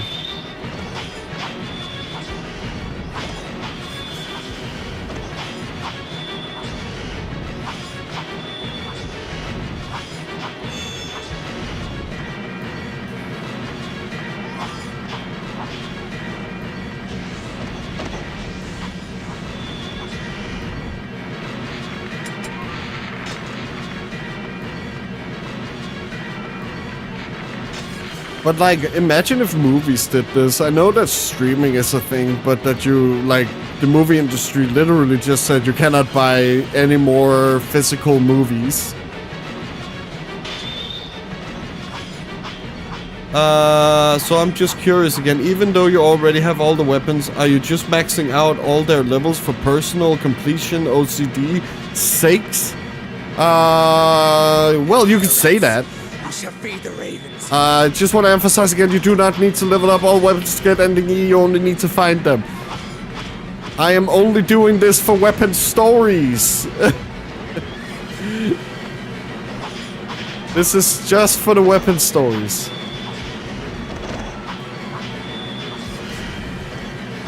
But no, it's fine. It's fine you ask. Don't worry about it. It gives me more to talk about, you know? So if you have questions, feel free to ask.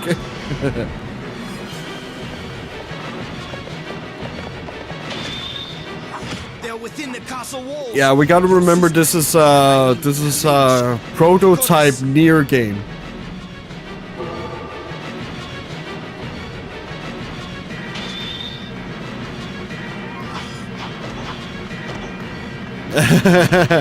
Yeah.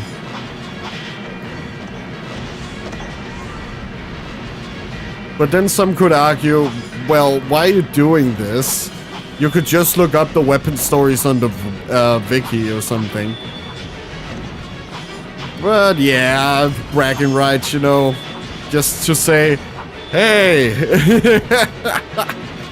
I did all weapons on Drakengard. It took 2 weeks. I still regret it.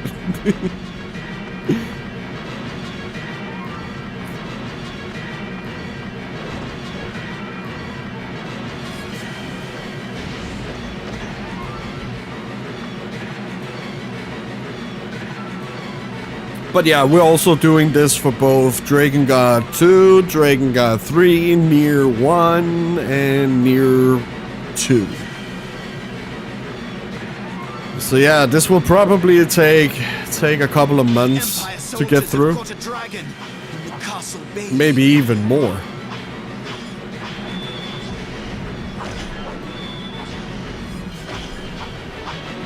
To complete this Drakengard thing.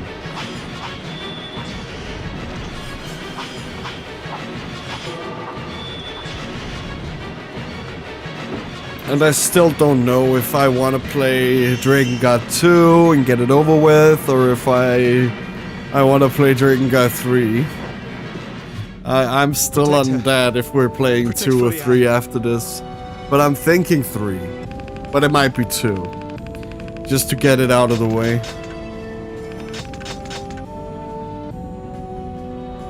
But from what little I played of it, I am not gonna like the game.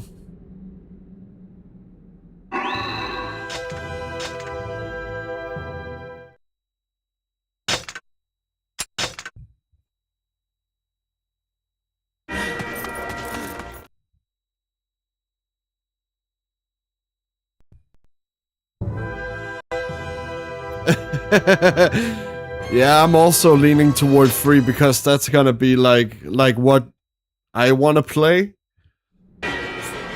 But 2 is more for like completionist sakes. Also, so I can actually like speak my mind about it, because I don't know that much about it. I only know that it is not as good as the first game, and that's it. And that most of the people who worked on this game had, like, did different stuff than what they did in this game.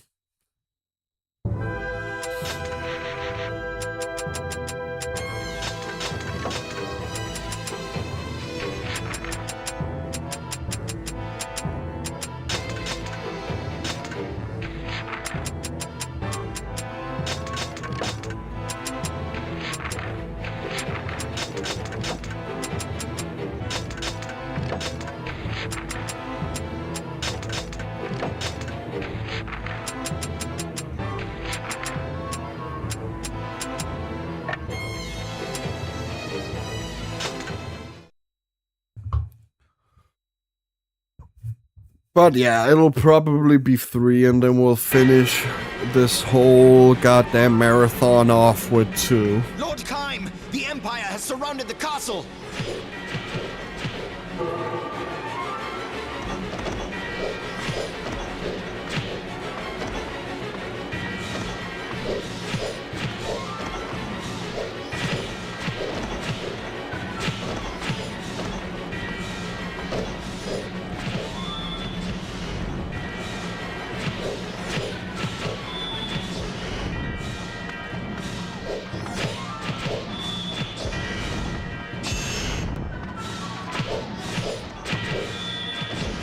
And for me also, like, I feel like in that case with Drakengard 2, from what I played, it's that new is not better. There's a lot of dialogue, very many tutorials that like explain like stuff you should like it's way too handholdy, the second game, whereas this game is very much, you know, it's not handholdy at all.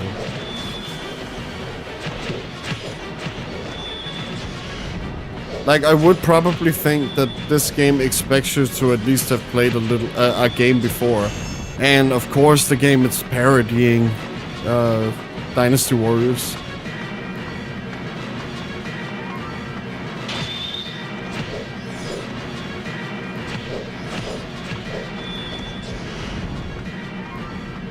But yeah, I don't know.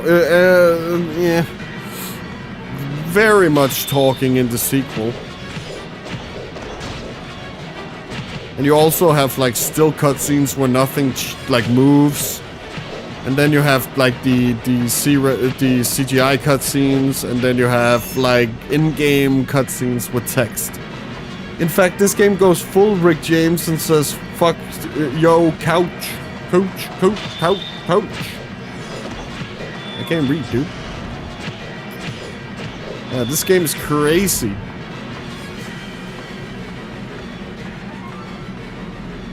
And I would have very much liked to have seen like a Drakengard 2 from the same team that did this.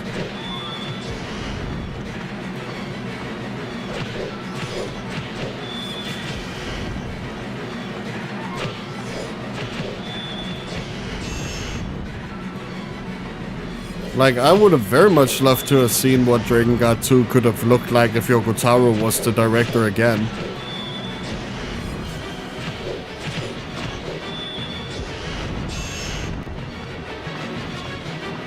Your sister, I mean the goddess Furii, is in the castle. Like, kind of what we saw with Nier and Nier Automata.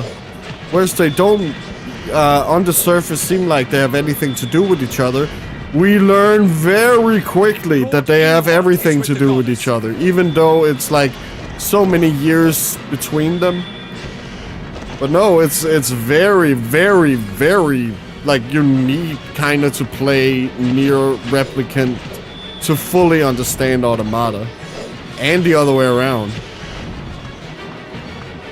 Like it's crazy how connected those games are.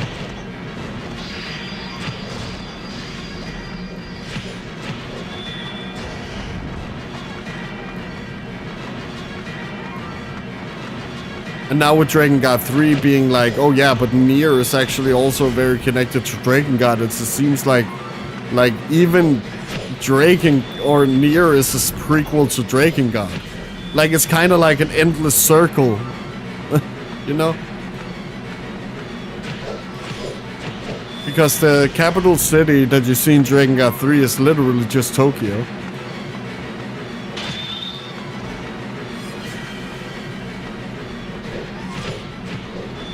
Or like a Japanese city, you know. So yeah, it seems like there is some sort of like loop going on. And who knows, maybe the next Drakengard game will be about breaking this cycle or something. Who knows? But it seems like a court would probably be very important if that was like the storyline. As that is what she's kind of doing in Drakengard 3, trying to find that perfect branch. The castle's under attack! Please help us! Show no mercy. Attack!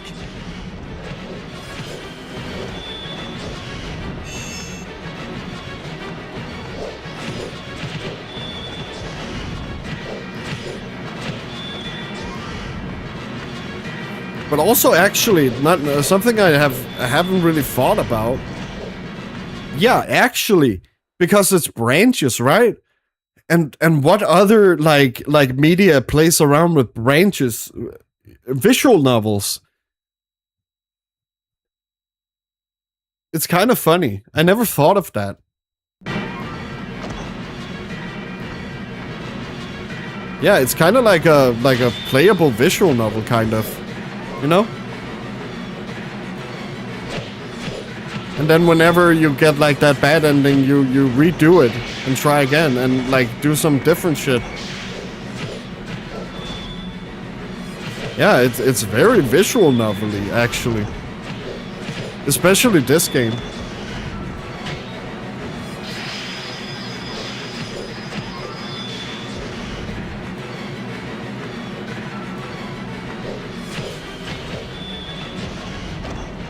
Like the structure of the narrative is, from my understanding, branches are kind of like a different timeline universes. Yeah. It is indeed. It is like if a character makes that one different choice that will, for example, with Fate, the branches are dependent on who you romance. So the first one is Saber, where everything turns to shit. The next one is Tosaka, where she, like, everything goes well. And then the last one is Sakura, where everything goes to shit again. So every branch is dependent on who you, like, try to romance in the game. And whereas this game is like we see, what if that character differently? What if Inuat actually made it to the seed of destruction? What if Inuat didn't place Furia in the seed? And what if Kaim actually saved and helped people instead of like just murdering?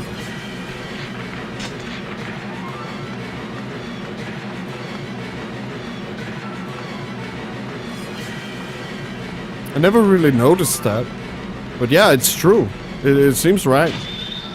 It's very visual novel-y kind of storytelling.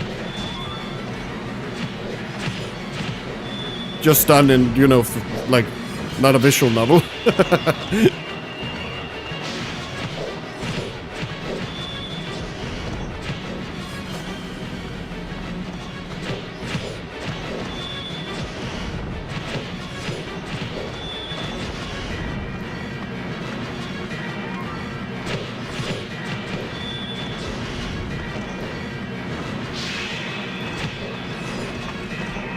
But yeah, in essence, branches are just different.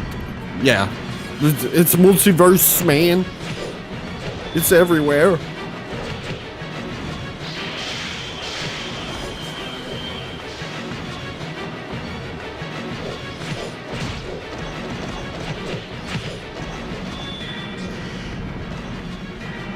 It was Marvel before Marvel, you know?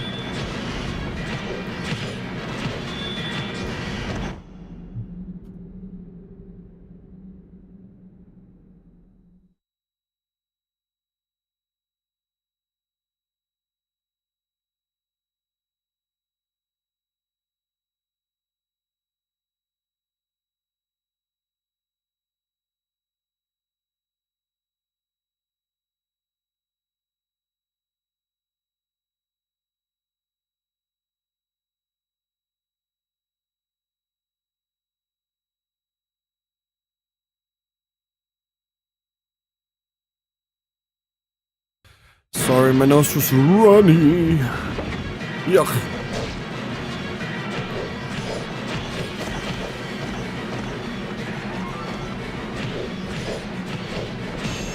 But damn, you can really feel that it's summertime in Denmark. Like, oh my god. I have the fan on like full and it's just blasting in my face right now. Cause like even having a headset on is like, oh, now you're gonna sweat like a pig. Kind of. It sucks. But you know, it's nice. It's not that. It's just, oh, oh my god. Luckily, I do have a lot of water right next to me. I can drink.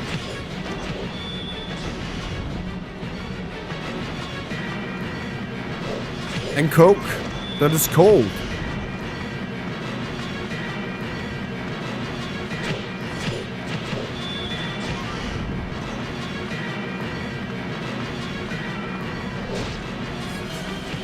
Oh, it's kind of hot where you are right now? Yeah. It very much is.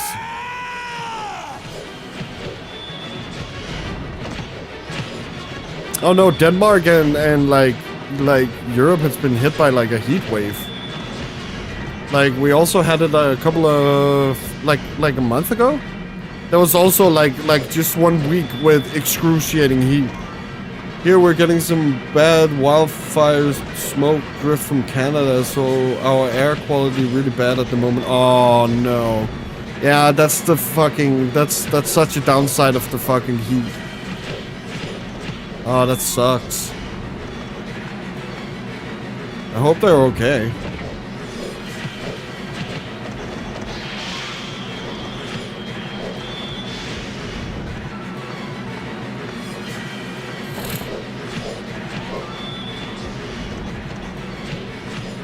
And it can really get out of hand with those wildfires. Oh my god. Wasn't it like some years ago? It was really crazy.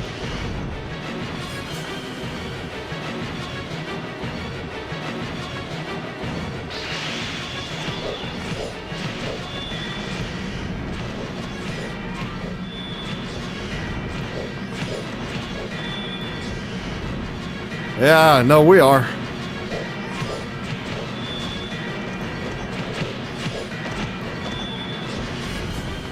I mean, we used to rain at this, like, fuck. But no. In Denmark, we usually take care of ourselves.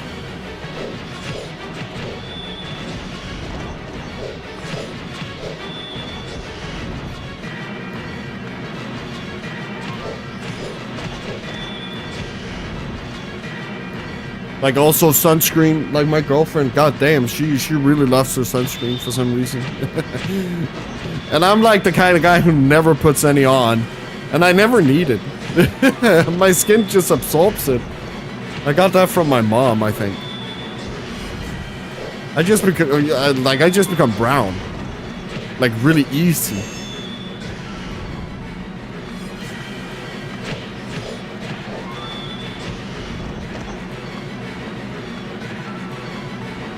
But then there's the shit thing. My body is not like it doesn't like the heat. So I get some like red spots whenever like it's very heated and I'm getting too warm.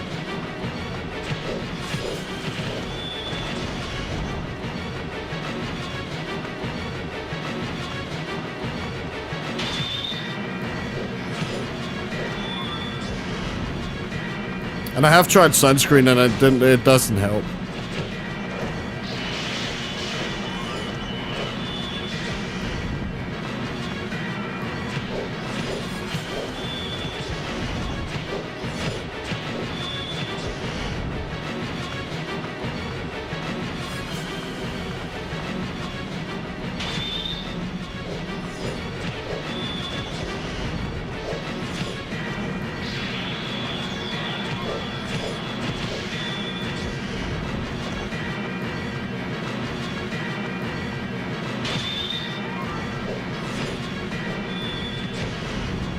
Are we done with this soon?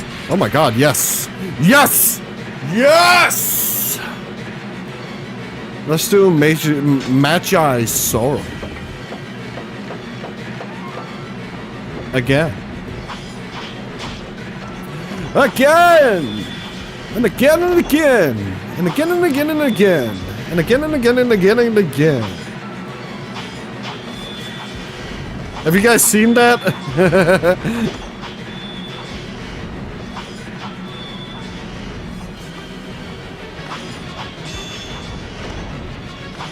It's like an old video. Yeah, I have many memories as a kid as taking forever to put on sunscreen before going on the beach or big water parks.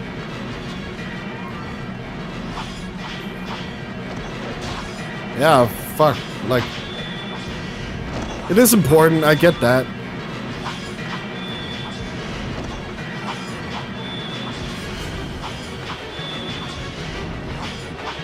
Yeah, the horribly slow murder with an extremely inefficient weapon. Yeah. It's so fucking funny. It's so stupid. I love, like, those, that, like... To the point where it gets so stupid. Like, I kinda like those videos. And again. And again and again. And again and again and again. And again and again and again and again and again. And again. And again and again.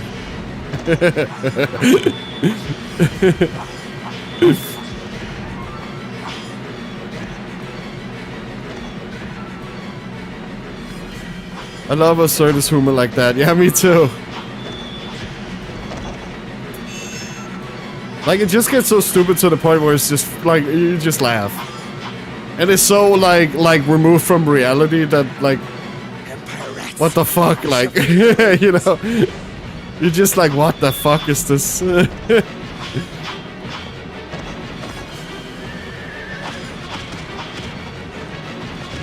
Like the Shia LaBeouf musical. I can't remember what it's called. But the guy, where it's like only Shia LaBeouf sitting there listening to the whole performance. Like, it's so funny. It's so stupid. They're within the castle walls. Your sister, I mean her ladyship, the goddess. By the way, Rome, there's a cool indie merc game called Iron Wing Valiant Record of Hysteria that's supposed to be having a playtest launch later today.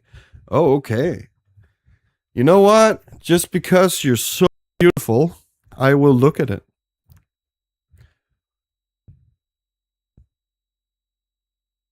We will check out trailer after I've scratched my ear for Sweat and Water. Yeah. Legendary, right? We're Shia LaBeouf. No one knows that. Shia LaBeouf. It's so good. It's like my girlfriend and mine's like favorite video about Shia LaBeouf. Iron Wing, Valiant. Record of Hysteria trailer.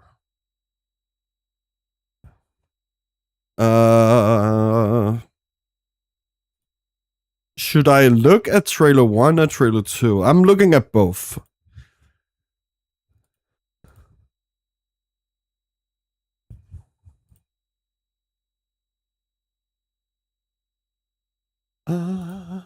Scooby-Dooby-Doo. Where are you? Oh no. Advertisements.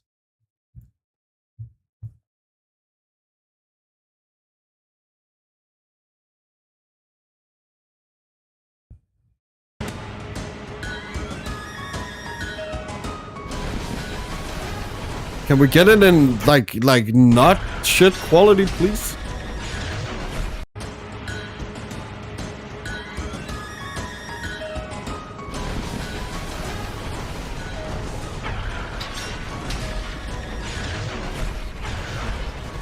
Oh, wow.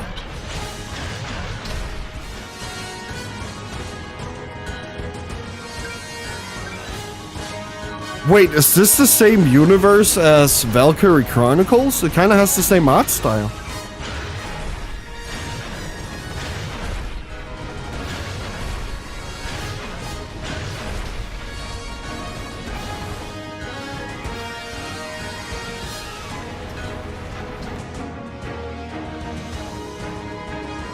Oh, well, at least this seems very inspired by it. Holy shit. And it kind of looks like a, like Armored Core. Like early Armored Core, PS1 Armored Core.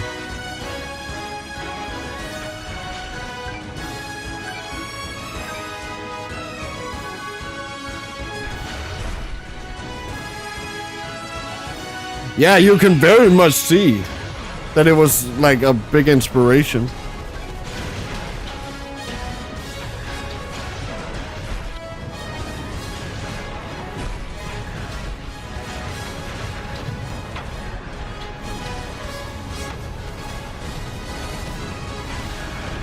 But holy, yeah, it actually looks pretty cool.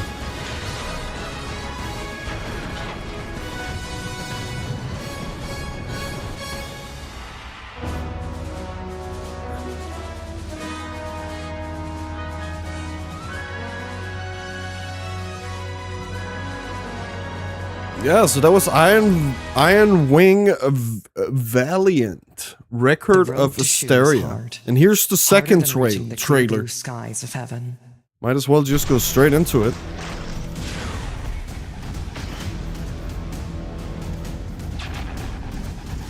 Enough yapping. Time to get serious, kid. Here they come! Stay alert, man. One of the squad thinks it picked up movement from our rear flank. He's heading our way, men. Get ready. Reinhardt, show him Darren Steele's made him. Oh, wait, what? Oh, shit. You also have that shit? So it's also kind of like Gundam? Ready yourselves for the next assault. And Transformers, I guess. Running from the fight, are we? How many of you Asteran dogs must I fell before that famed fighting spirit of yours? But that's also what I said, like, I think it was yesterday or the day before. Bastard's wings. Your friends, That indie development studios are kind of taking over right now. when you mess with Astera. Have been for some years Down now. into the dirt where you belong. You think I'd let some lowborn joker best me?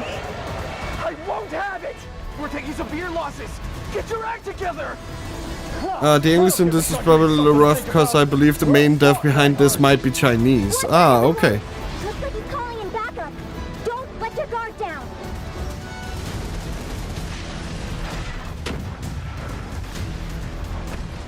So I'm guessing the narrative is about war. Available soon!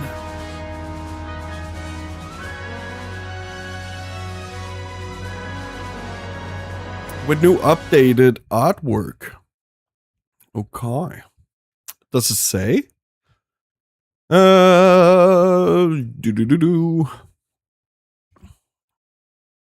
Armored Core with Valkyria Chronicle art sold.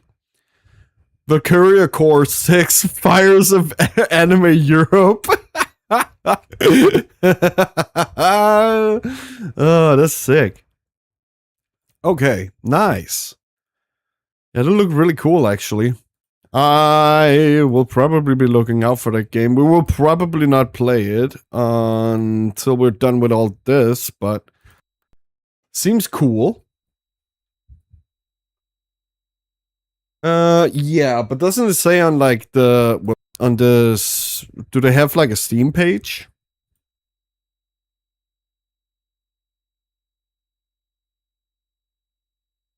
They do. Does it say when playtest? No. No. No. No. I'm guessing the game will probably be out sometime in early to mid 2027 since it doesn't have a release date yet. That is true.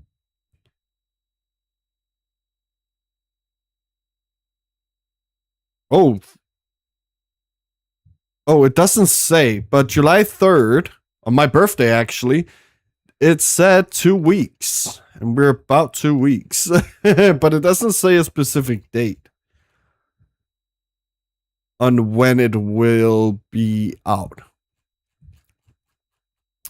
I might play it off stream just to get my thoughts on it. Oh well, back to Drakengard, guys, so we can get this stuff. But yeah, Lost. It looks pretty cool. It looked pretty cool. I might play it.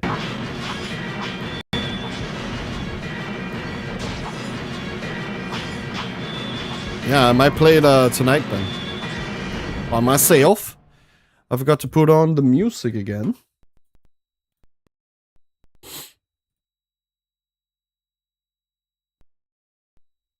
There we go.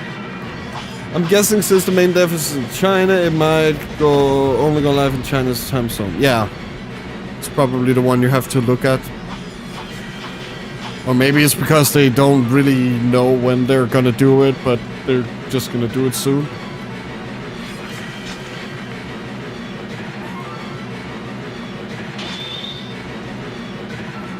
But one thing I want to know though, it's not free to play, right?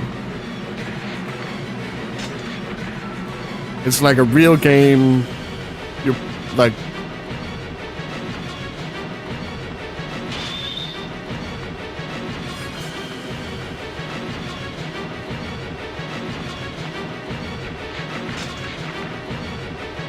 Because I'm not really happy about like super predatory mobile games. You know, free-to-play predatory games.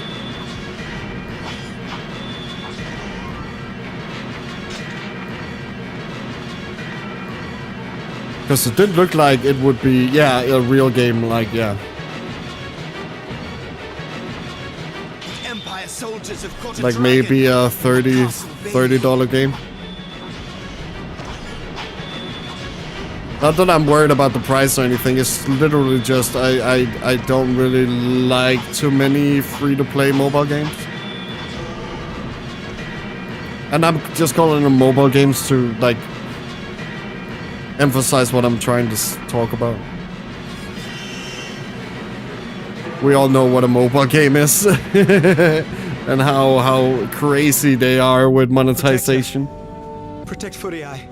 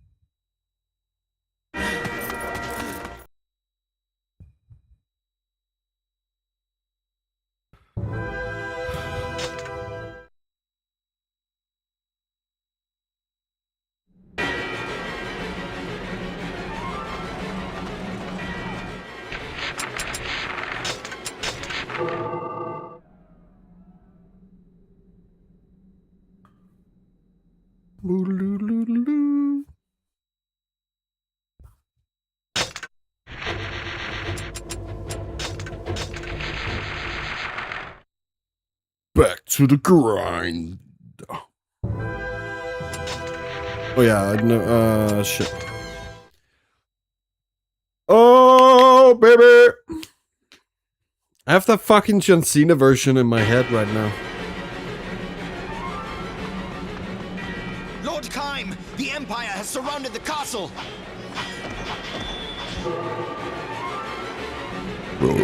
Many a Mr. Beast every day.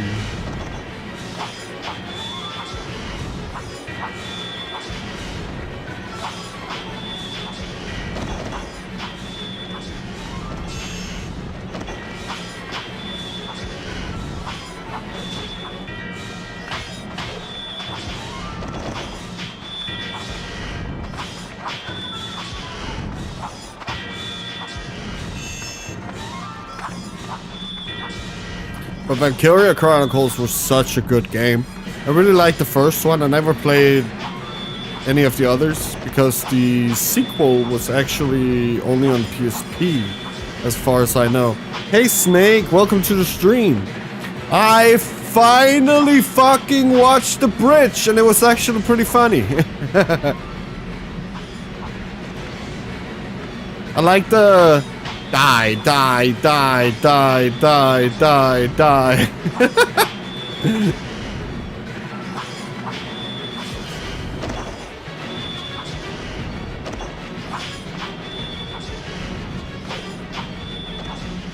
And Unifart.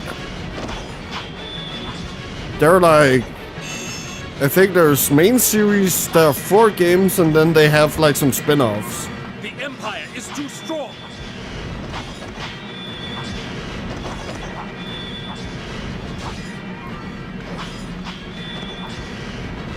Oh, I never watched the second episode. Okay. I thought it was like a series. I only watched the first one.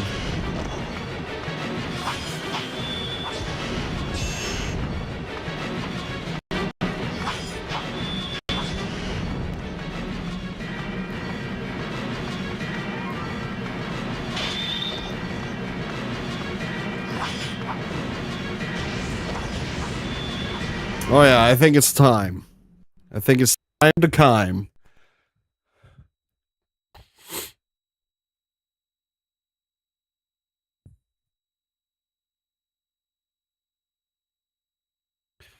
It's time to climb. This is just for the people who haven't watched it yet. But I made a stupid little thing yesterday. And it already seems to have gotten some love, which I very much appreciate. This is the thumbnail. Yeah, can I actually do this?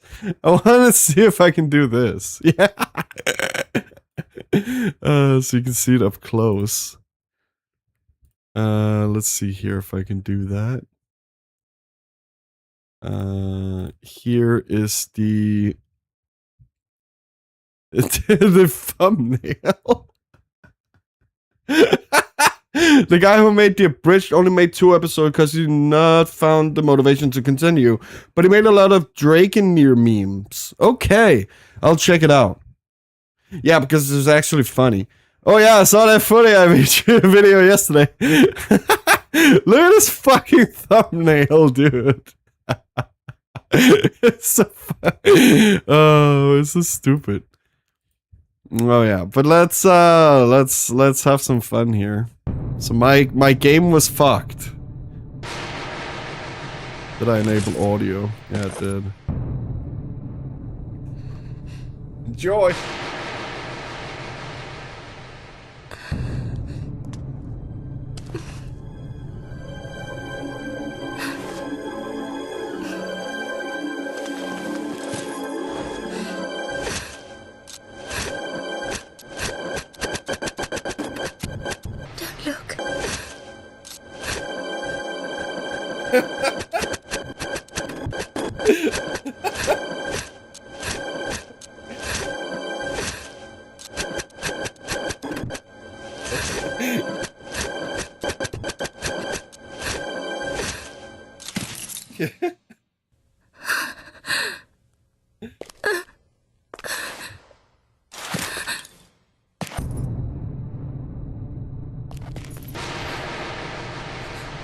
Don't look at me.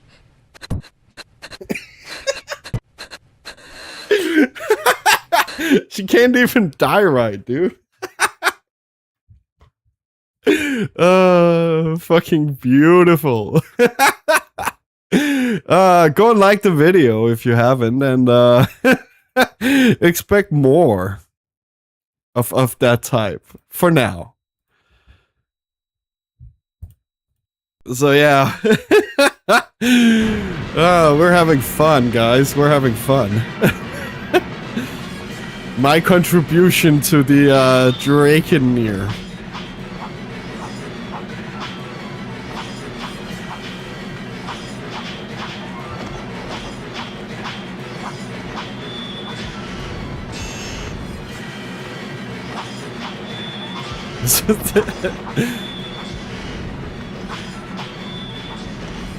But kind of like that, what I kind of meant with the, again and again, and again and again and again.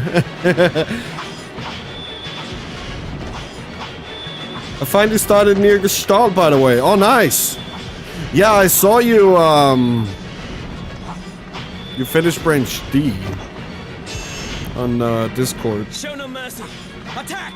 The soundtrack and the whole view is so beautiful. It really is. Oh my god, I'm so looking forward to listening to, what's her name, Popola singing in the garden. Or by the fountain. I'm so looking forward to that. I think it's Popola. I can't remember if it's Devila or Popola.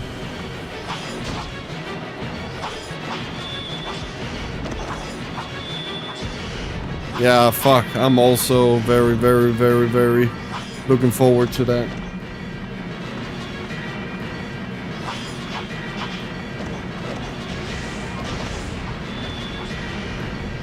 Hey, you're so lucky you're not stuck in Drakengard 1 land.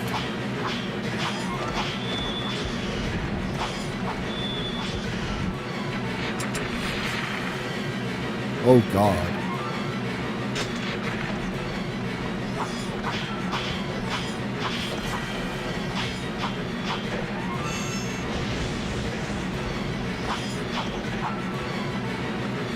But it was like, this game, you get Yoko Taro, you know? And then in Nier, you get Okabe and his beautiful music. And then in Nier Automata, you get the excellent gameplay design that is Platinum's gameplay design. I named my character Nearguard. Great.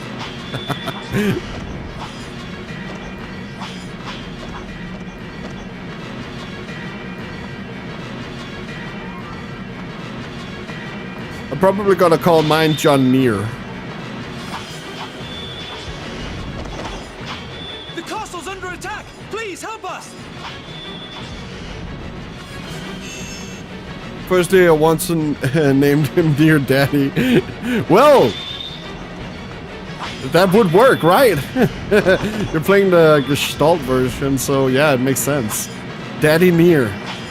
You could also call him Daddy Near.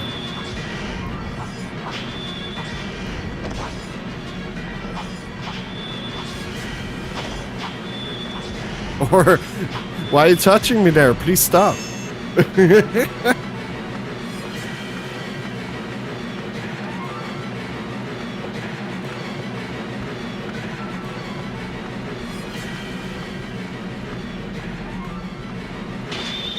Or I guess that's more Brother Near.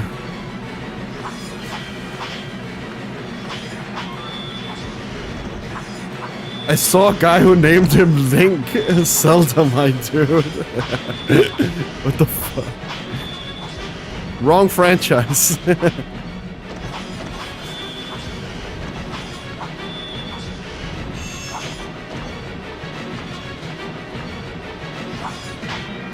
Yeah, I could imagine.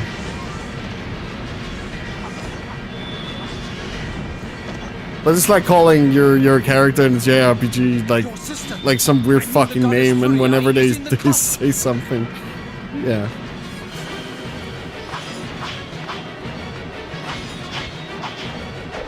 Hey, dickwad, you know.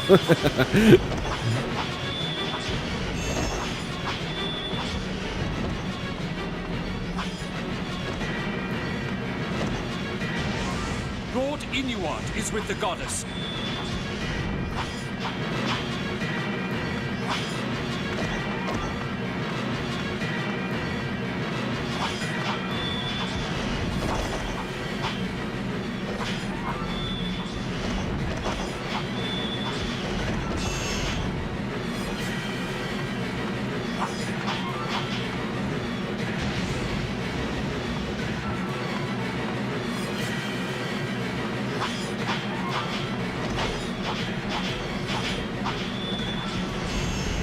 But I think the most I love Nier's story. It's not that, but Kaine's and Emil's story are just, oh my god. Like Emil might be one of my favorite like characters of all time. I really enjoy his story. Like so tragic. And then to know that in Nier Automata there's nothing left of him. Like, that is, like, the only thing left of him.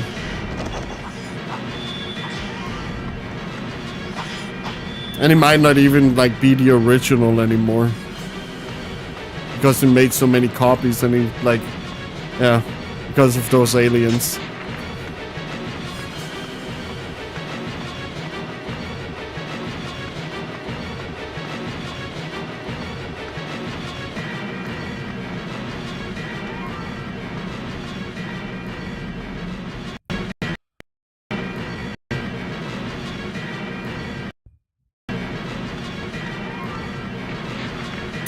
I was trying to find a specific old meme video that your 40i thumbnail reminded me of, but I couldn't find it anywhere.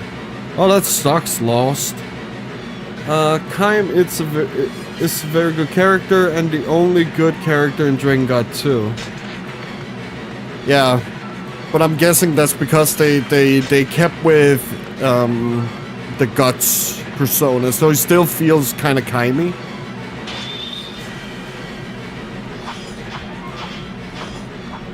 But it's like, what if Guts never realized his mistake, you know? Kind of.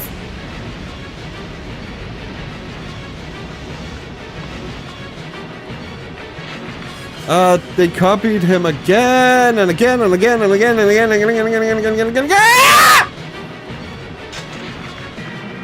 Chill, Lost. Chill.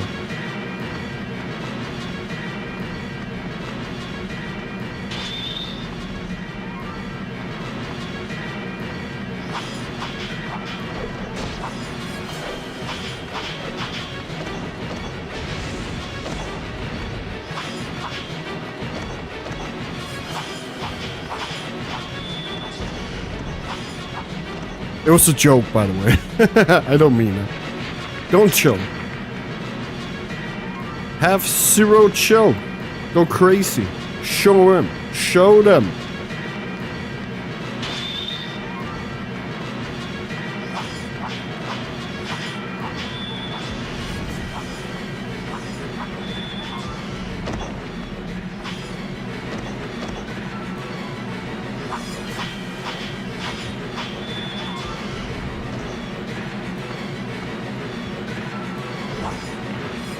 But I mean, would it be like okay to watch that on like stream?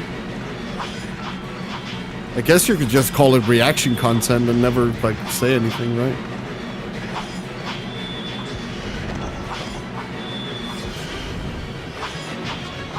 Main Dragon got free when the series gets really, really complex. Yeah.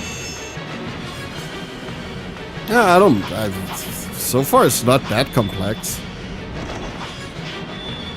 Like as I talked about earlier, what you really need to do to analyze it is just find creator interview, find interview where creator talking about inspiration, and then notice inspiration in game. And with this game, you can very clearly feel where the inspiration is. Because it's streaming it, almost, you know? Also Nier. Like, the inspiration is also on its sleeve. Like, what would happen if you had the Drakengard characters, but they actually thought that they were doing good?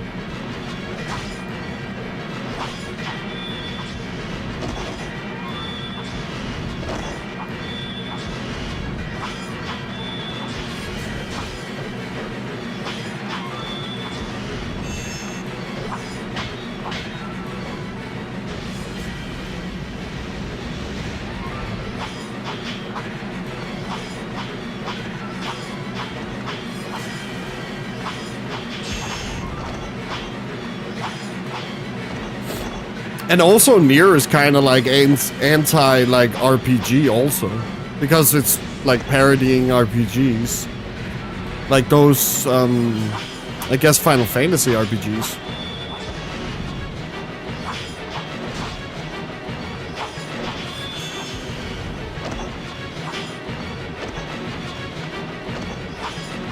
But I really like how Yoko Taro takes the hero trope and just flips it on his head, you know?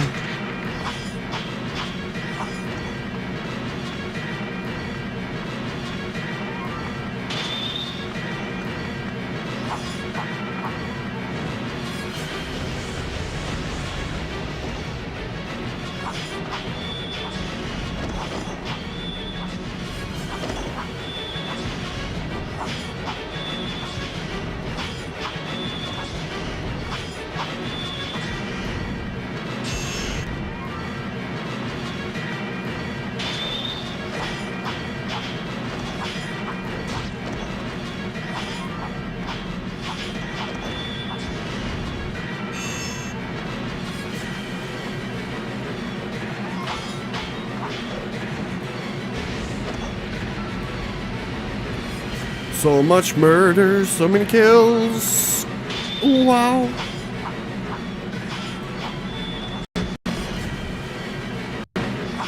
And like also insane. I only saw this here in the morning.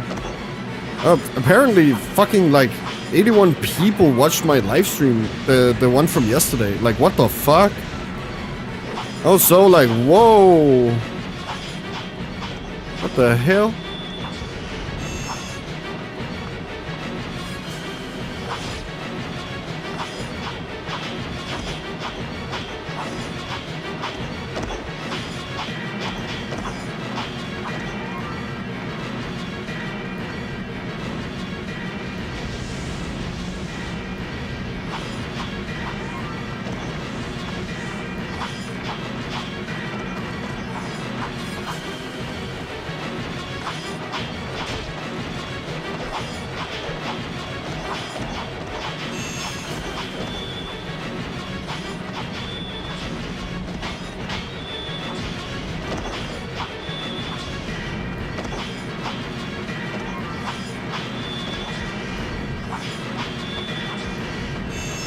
Crazy.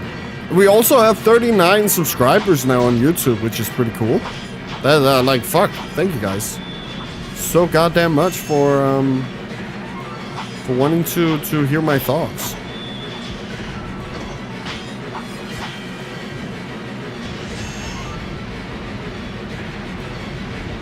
No, it's like very sometimes abstract when it's like, oh, we have to like talk about themes in like video games and how it's incorporated into every facet of the video game.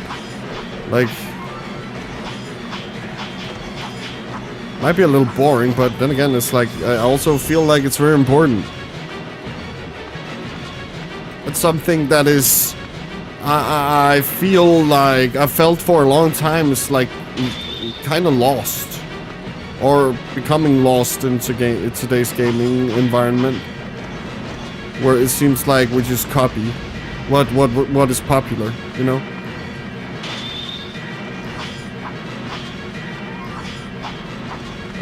Yeah, and like I first noticed it very much with when The Witcher 3 came out, and every single goddamn game needed to be The Witcher for some reason.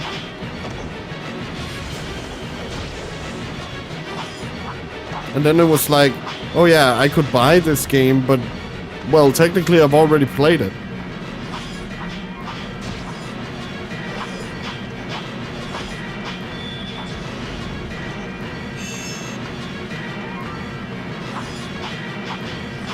It's like with video games right now, it's literally like, what if every movie looked the same and felt like you've already like watched that movie? Or song.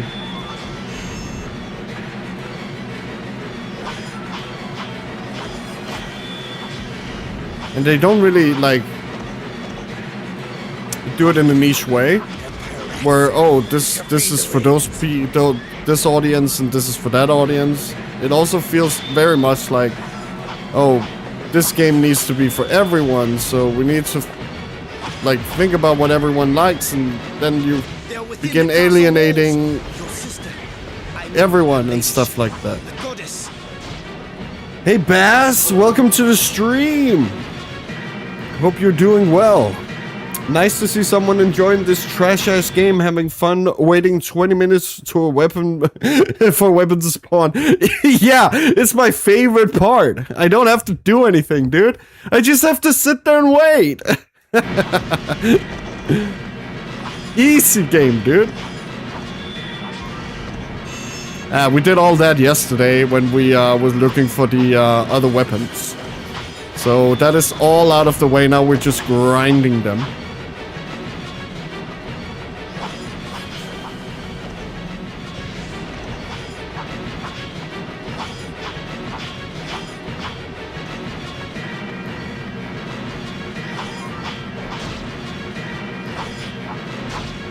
We have like 30 weapons. I'm sorry, the graphic at the top of the screen is not right. We do have a little bit more weapons leveled up than it says. I just didn't update it.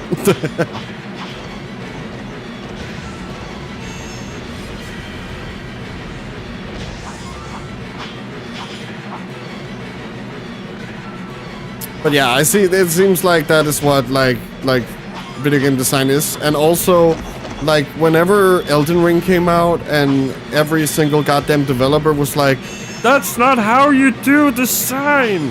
And then it's like, well, what the fuck do you know, dude?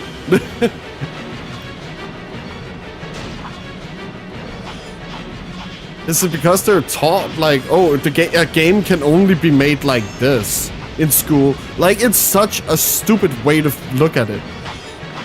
Like, we wouldn't have gotten like insane masterpieces if we like had to follow like a spreadsheet of how to fucking do it.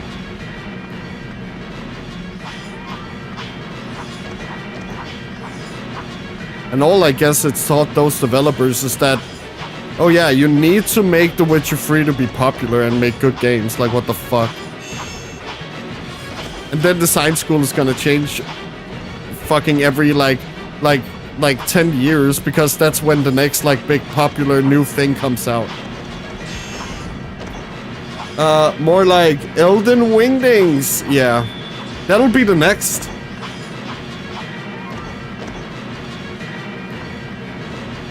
And then it's gonna be like a watered down, narrative focused action adventure game.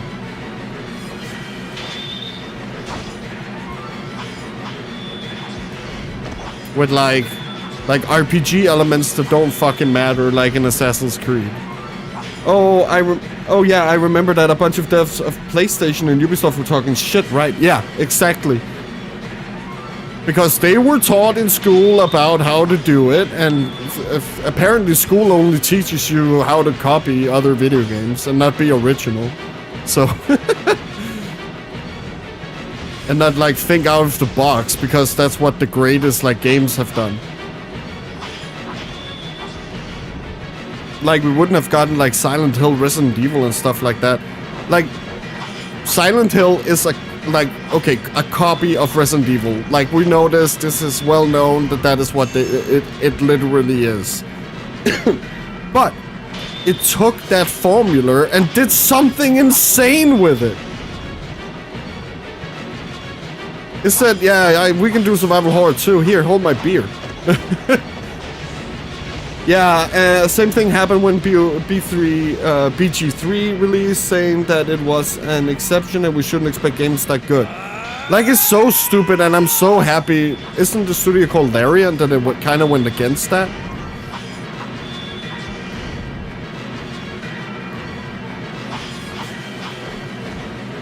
Like, of course we can get Baldur's Gate 3. We just need people who care.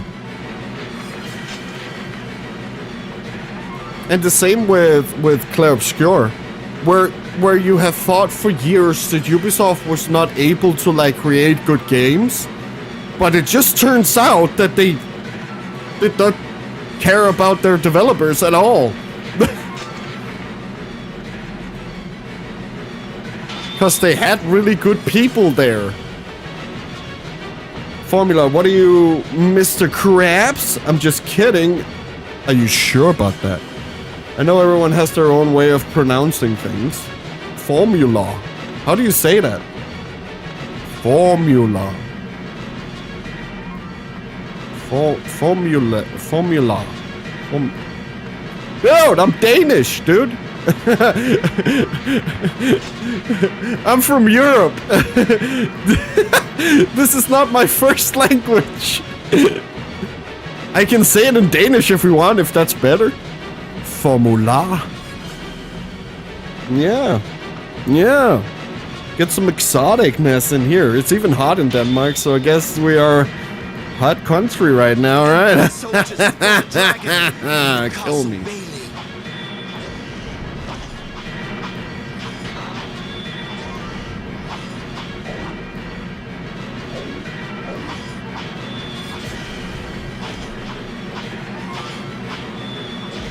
I'm just messing. No, it's I know, dude.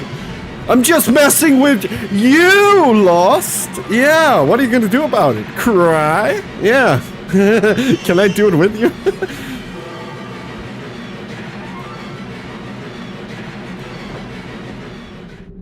Protect her.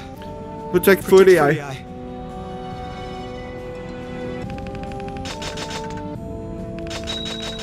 Formula 69.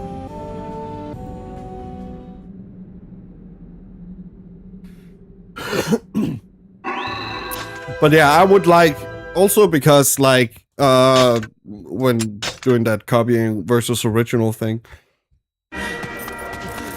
like I grew up in the 90s and early 2000s where video games were kind of like still in its infancy. Like we've moved a little bit out of that now. But I really loved how creative these games felt and how different these games felt from each other. Like they still had some similarities, like I said, from Resident Evil to Silent Hill, but they still had very original like ways to do it. And you still see these franchises to this day because of like how impactful they actually were, and like how you could do game direction and how you could take this idea and move it in a whole nother direction and do insanely cool like things with it. So I'm just feeling I miss that, you know. I miss that part of gaming, and of course, and you indie developers are doing it. Yeah, I know, but I would very much like to see like these big studios return to that way of making games. It will be a little bit more risky, I do understand that. But with risk comes great success.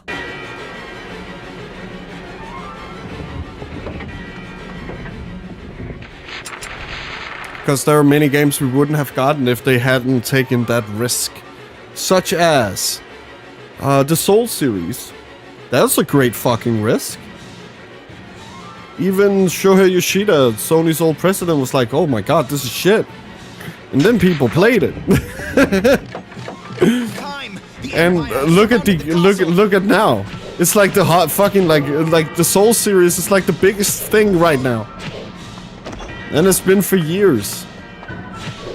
Like Call of Duty with COD 4.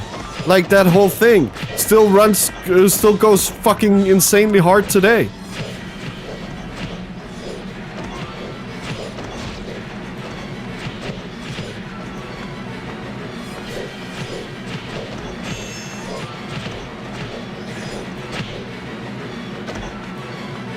The Empire is too strong.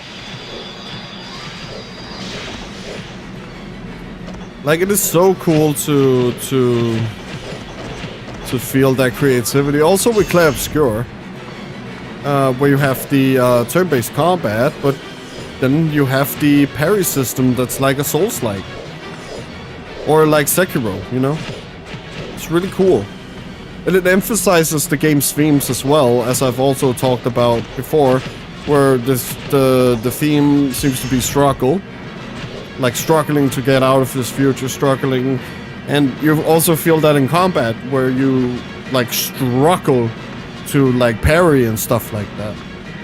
And your enemies are like insane, so you struggle there too. It's like Berserk, but in video game form.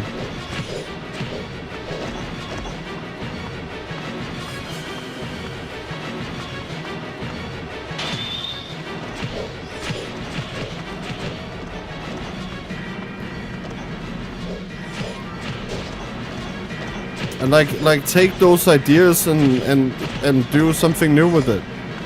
Instead of just copying like what they did with Assassin's Creed Origins and Odyssey. Where it's literally just, oh, that's The Witcher. Or with Horizon, oh yeah, okay, yeah, that's The Witcher.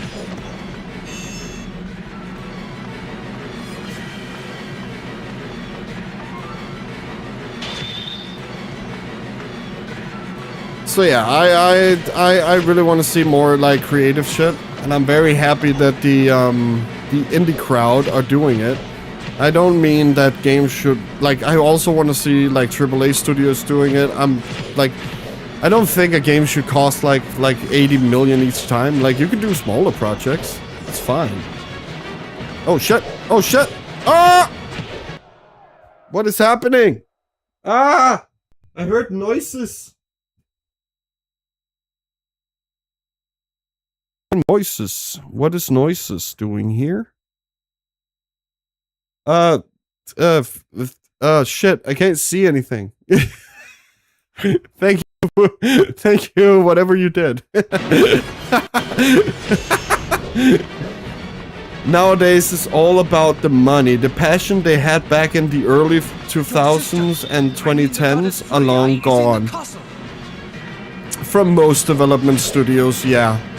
We only have those few like FromSoft and like Grasshopper and stuff like that does gaming out of passion. And now with Claire's new studio, that's I would also categorize as one of those that does not only think about the money of it, where it's actually like very passionate about video games and how they can evolve to what they should be. And I think you weren't here yesterday, Bass, so here's what I think about video games. I think video games can be way more than they are right now. I think video games can be like this game, where it's not necessarily fun, but it becomes art. It makes you think. And the added advantage of you actually playing the game and you are going through the events as the character does, it can make you feel like through gameplay and music and you know how every like facet of the video game can contribute toward you the player feeling something. I think video games can do that very well, but I also feel like with the giant commercialization of video games, that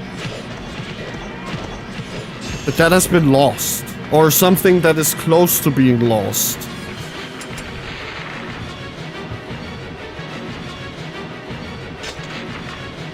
And that is kind of what I want to talk about, because that's what I find very interesting. Because I have seen what video games can be like. Like this game, for example. Or like Kingdom Hearts, or... yeah, you know. The first one, not the series as a whole, but the first game. The castle's under attack! Please help us! Like, I think there are some games that are made for fun, and there are some games that are made for being, like, artsy. And, like, another example, Shadow of the Colossus and Eco is very artsy games, whereas, like, Call of Duty 4 was, yeah, sure, it's art, but it was made for fun. It was made for you to have fun and relax. Whereas this game was not made for that. It was made as a commentary for killing large amount of in-game characters and, like, questioning that as a form of relaxation, which is pretty cool. So it kind of takes that whole, haha, I'm killing a lot of people and flipping it on his head. Which is so cool about it. And it's everywhere in the game. Like, it's very easy to see what they're trying to say. With this one specifically.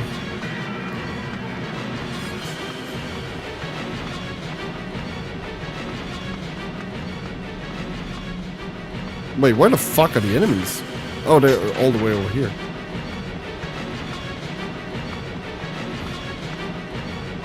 Wait, wasn't there another row? Oh, never mind. And I understand also that there is a money aspect, there is a monetary aspect to it. That, of course, developers want to make money. It is what it is. And, like, yes, of course. Like, you don't need to be a capitalist to be like, yeah, of course you need to make money. The whole world is made around the concept of fucking money. Like, it's not their fault. But you can make money and still, like, be creative and smart about it. And try to say something.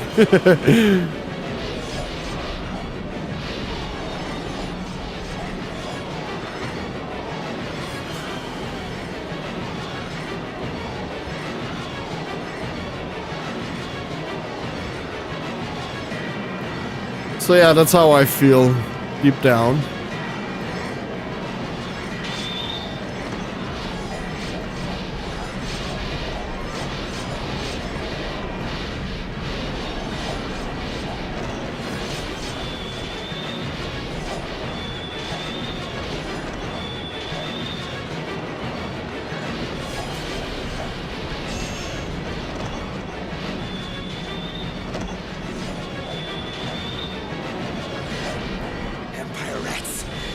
Feed the ravens.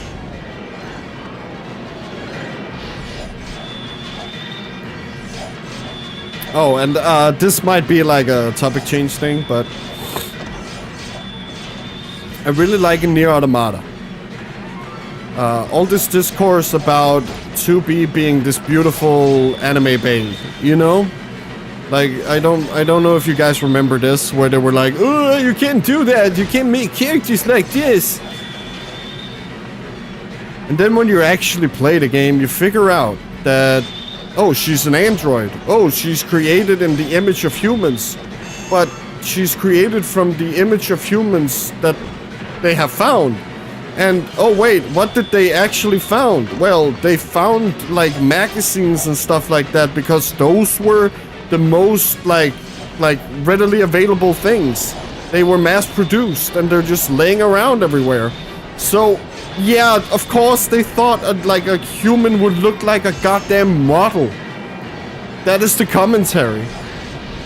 And I think it's so goddamn clever of why do we make this character look like this. And like kinda like make a parody of it.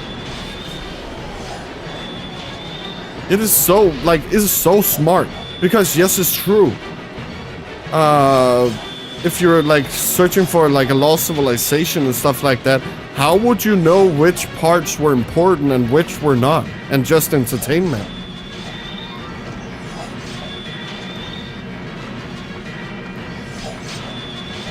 And there have probably been stuff like that in Civilization. Probably like with the dinosaurs.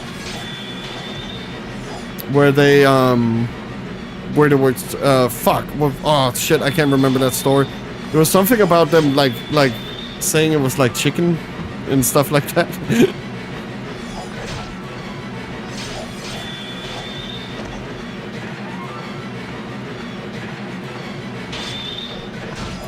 No, this one is the easiest one because the weapons, some of the weapons we have are not that strong, and the only thing we need to level up the weapons are the kills, not the experience we get. We're not actively trying to level up Kaim. So this is actually the best level for that, because the enemies are very weak, and we can just steamroll through it. And we get like 700 kills per 18 minutes-ish. we also gotta remember that the enemies in the later game actually becomes harder to kill. So it's easier to have these enemies because it's literally only the kill, not the number you see pop up there.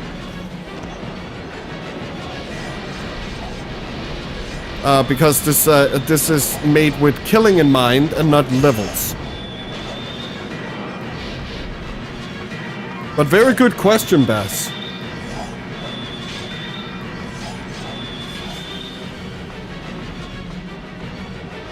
There was also someone who said that we could... I can't remember if it was... I can't remember who it was.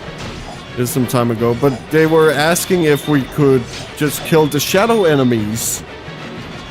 Because they actually give a large amount of, like, weapon XP. But the problem is that some of the weapons are not powerful enough to actually kill them in time. So there's no point.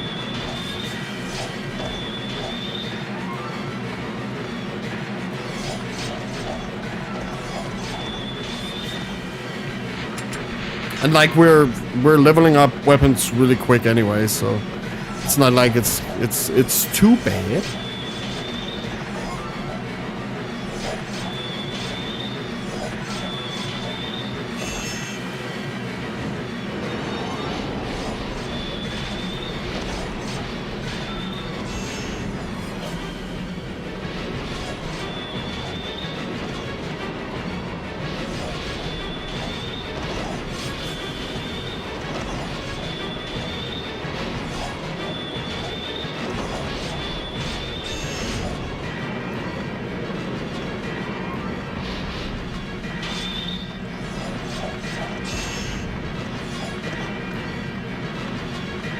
Oh yeah, but something we're not doing. We're not leveling up Kime to 99. We are not doing that. We might get it, but I'm not actively trying to get him to his highest level. I'm only doing this for the weapon stories. As we have already talked about before, there's actually no point ever to level up all the weapons. There's only one ground combat boss in this game, and that is your Draken Pack partner, Angelus, in Ending C. That is the only time you would ever need for the either Kime to be leveled up or the weapons. Ending E, it has a fucking rhythm game boss fight. So everything we're doing right now is actually for nothing. And that is the fun little joke this game plays on you. That you just wasted your goddamn fucking life doing this. For nothing.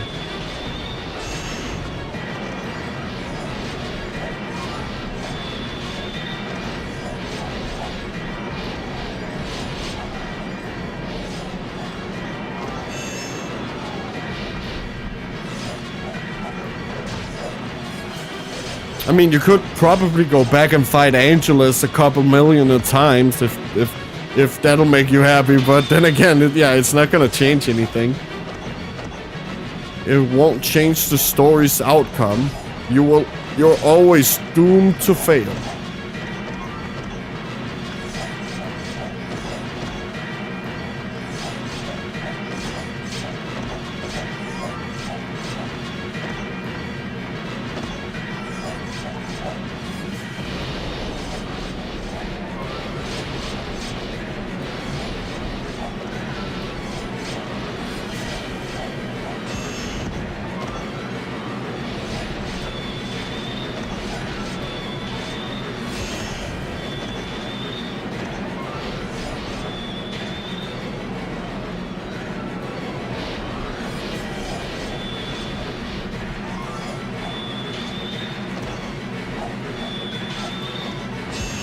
Oh, Brian, thank you so much for subscribing.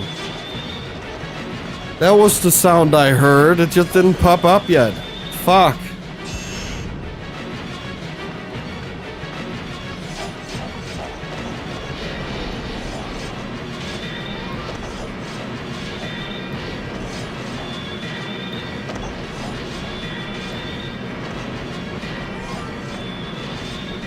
So yeah, public service announcement for all the new people who just have joined. We're doing Drakengard playthrough. We're going to play through all the games. We will also try to do as much as possible for all that's like important, like the weapon stories and stuff like that. So there will be a lot of grinding involved because these are technically RPGs as well. After this game, we are playing... I'll make the decision now. I talked about me not knowing what I wanted to do, but we're playing Drakengard 3 after this. Whenever we are done with this, and we will be doing everything like we did in this game. We'll level up all the weapons, and whenever we're done with Drakengard 2, we will play Drakengard... Or Drakengard 3, we will be playing Drakengard 2. Maybe. Or we might... Oh no, actually, never mind. We will be playing Nier Replicant after Drakengard 3. And then we will play Nier Automata. And then to end everything off, we will play Drakengard 2. That is how we're gonna do this. I've decided. That makes the most sense. So we can get the Taroverse out of the way, and then we can end on... Drakengard 2 with all our knowledge. I mean, her ladyship, the goddess. And while I know it says it's blind playthrough, I do know the stories. I have looked at them very much, but I have never played them. I have never sat down and felt that experience. So that is what I'm doing right now.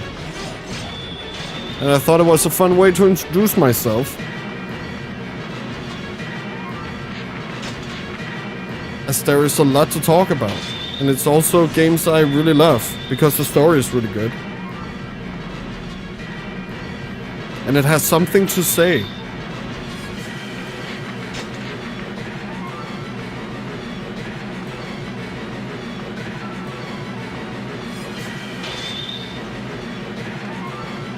But I'm very much more into the Nier story than I am Drakengard. Because I've actually played Nier Replicant and the Automata a couple of times. And I have sticky brain issues, so I kind of remember a lot whenever I play a game. But only games for some reason.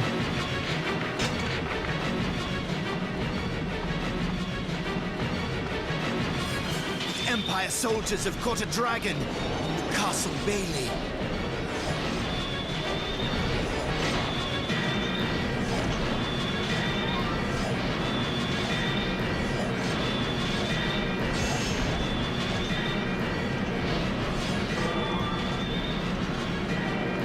Die, die, die! Inuad knows what's up, you know? And that should be done as well now. Awesome. That's 2 more weapons fully leveled up. So now we're probably on 35. Eye.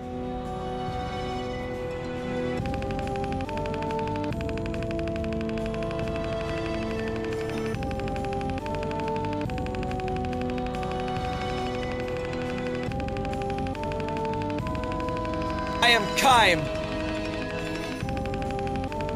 Boo. I am Kaim.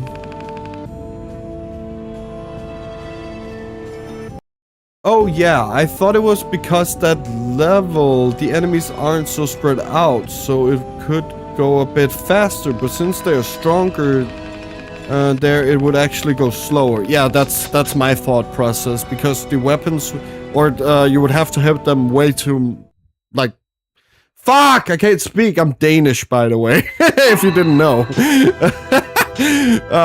Yeah, so it would go way slower because you would have to hit them way more. Here, even though it's a shit weapon, it's like you still do some damage compared to the other.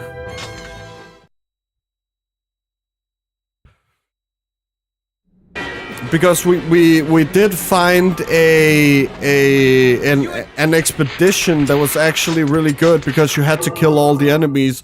Problem is, the enemies are way too strong. So yeah, it would take forever to like do one run of like 1,000 people, where I can do it here in like 18 minutes, 15 minutes, 20 minutes, and I get 700 each time, and it's very consistent.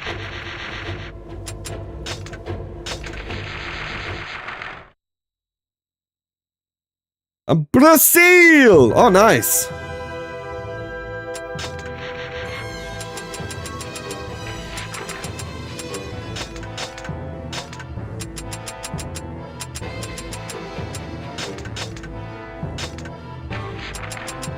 Brazil.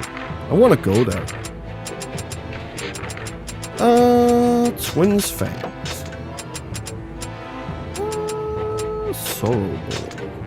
Okay, I wanna do a recount. 1, 2, 3, 4, 5, 6, 7, 8,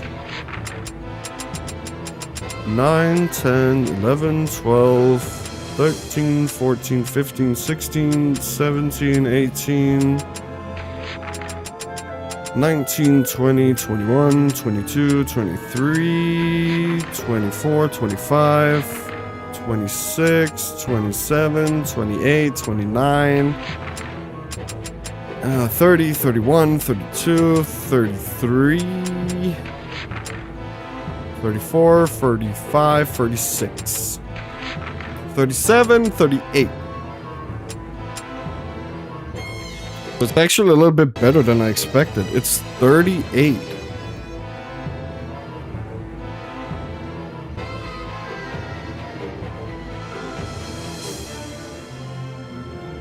So now we have the updated list.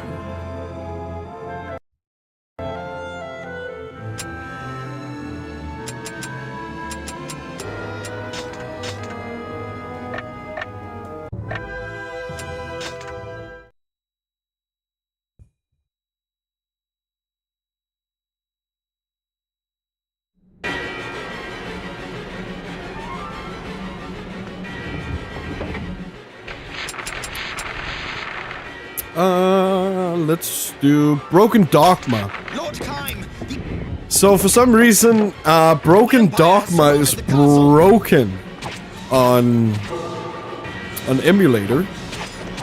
So watch this when I do the magic attack. It did this yesterday. I'm expecting it to do it here as well. Oh, great task. Thank you.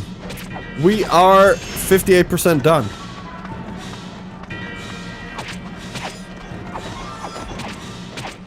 A little bit over halfway. Thanks, Tess. Yeah, I was never really good at math for some reason. I'm good at everything else. It's just math. It's just I can't do it. Yeah, here, look at this. He can't do the effect for some reason.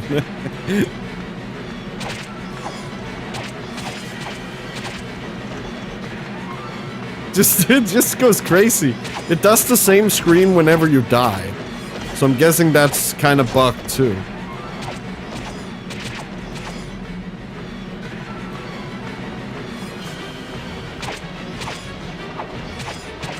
Like magic's so strong it breaks the game, right?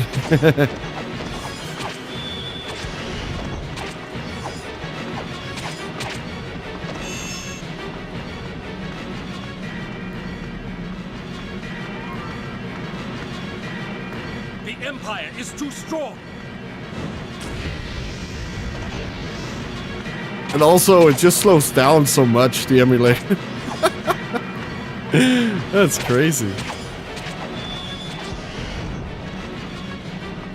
show no mercy. Attack!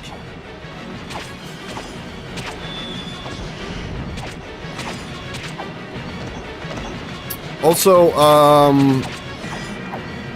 just a thing you guys can do if you are planning to play Drakengard 3 and you don't want to play on original hardware because the game runs like ass.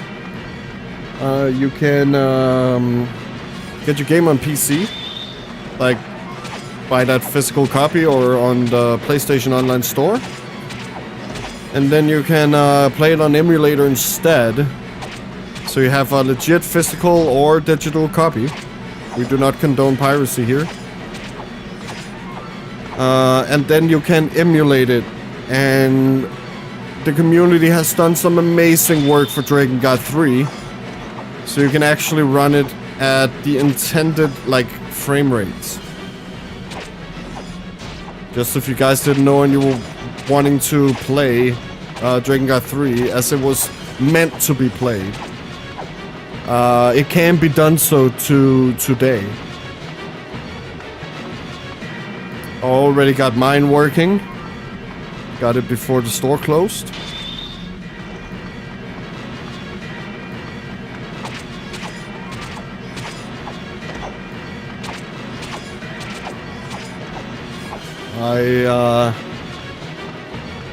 So that's pretty cool.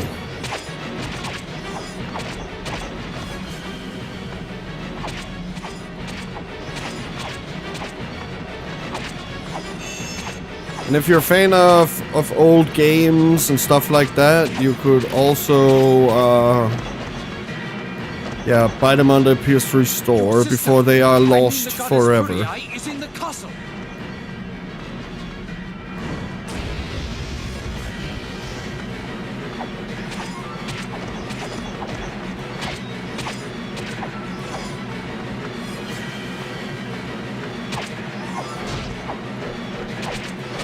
But I hope the closure of the PS3 and the PS Vita store will mean that they can use those servers for more games based on their own stores.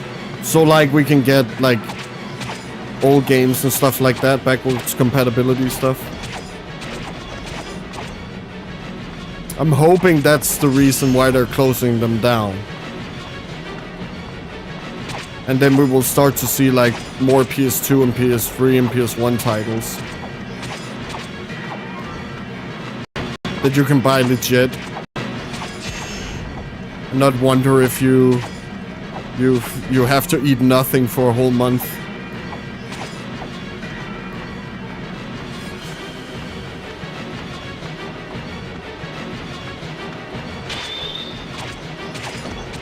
The castle's under attack! Please help us!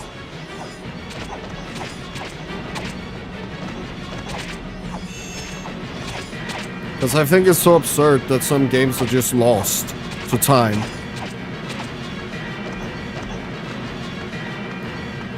And really good games too. Like for example, Parasite Eve.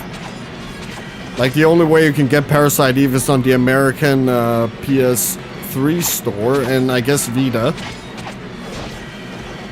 And maybe PSP, I'm not sure about that one.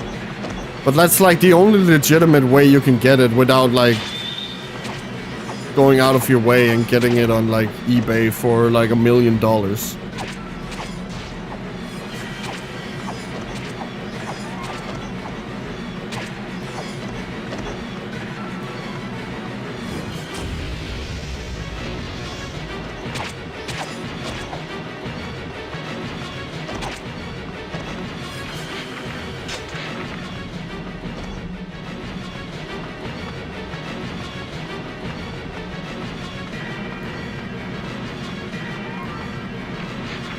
And if you are like me and you like Parasite Eve and you're like, oh, I can't get that experience anywhere else, you might actually be able to in the future because there's actually a new game coming out called 45 Parabellum Bloodhound.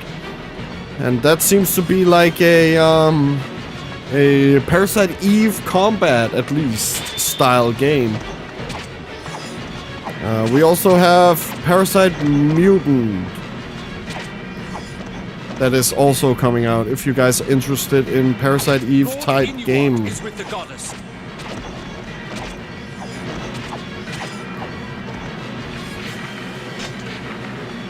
We did look at the trailer for 45 Parabellum Bloodhound some streams ago.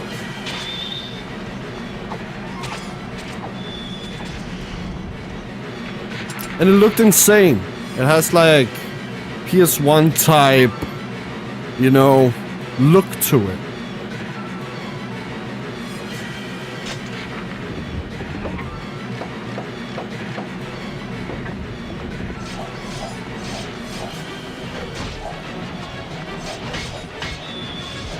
Yeah, this is what I mean. Look at Soldier Sword here. Look how little damage it does on these enemies. Like, wonder how little damage it'll do on the other enemies. Like, later in the game. Like, it does nothing.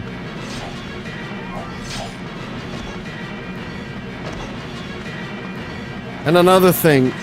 Keim's level does not dictate how much damage you're doing. It's only health and defense, I think. I think defense. I can't remember. Don't quote me on that one. But at least health. Ending E final note haunts me to this day. Oh, yeah.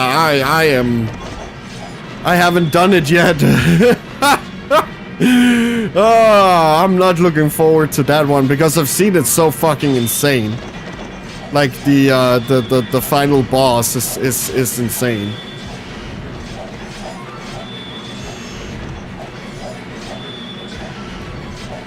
But I think the difficulty comes from, or stems from, when they were developing the game, that this was like a joke ending.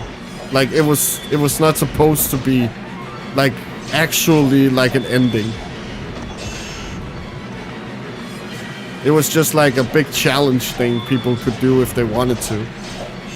But as we know today, it's not just a joke ending anymore. It's actually the beginning of the Nier series. And how white chlorination syndrome came to Tokyo.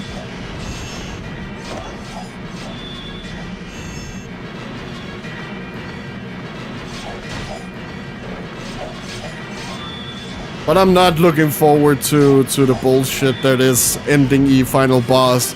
And also another thing, I hope it's not too bugged on emulator. Where to the point where it like eats my inputs and stuff like that. It hasn't done so far, but I could see like if it maybe lags at some point, it might.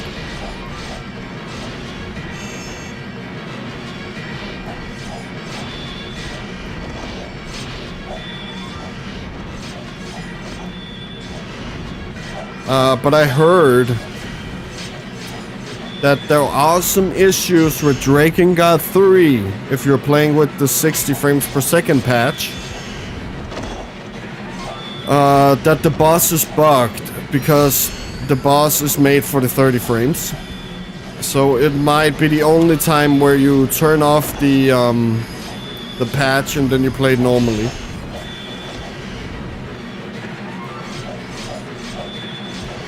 Because like Kingdom Hearts 1, I would imagine some of the animations and stuff like that are tied to the game's frame rate, like normal. But that frame rate is only 30. Whereas with when they remastered Kingdom Hearts, they had to literally like redo a lot of shit. Because they couldn't use it because it was only 30 frames.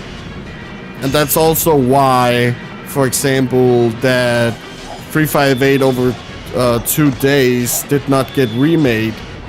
Because they literally ran out of time because they did not expect the remastering of Kingdom Hearts 1 to be so insane. And also I think that's why Chain of Memories, for example, looks rushed. Like it seems like it's just a straight port of the PlayStation 2 game. And that might also be why.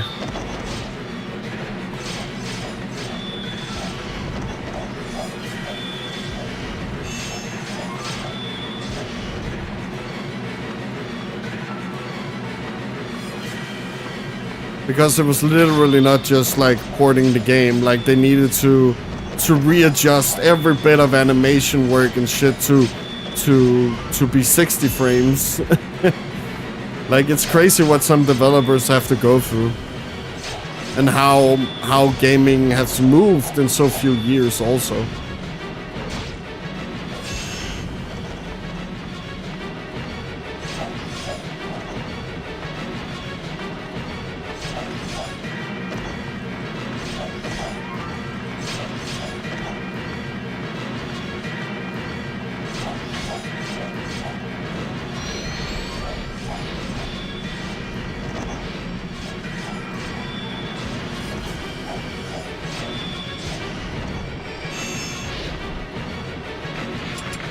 Okay, that should be done. And that should carry some kills over to the next level. So let's do Dragon Store. See what this shit is. But I'm actually very curious. What are you guys' like favorite games? Like, what is your guys' like this is what I want more of.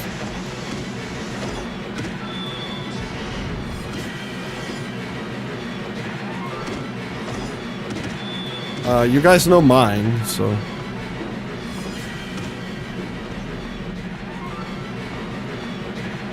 Which is Kingdom Hearts 1 Final Mix.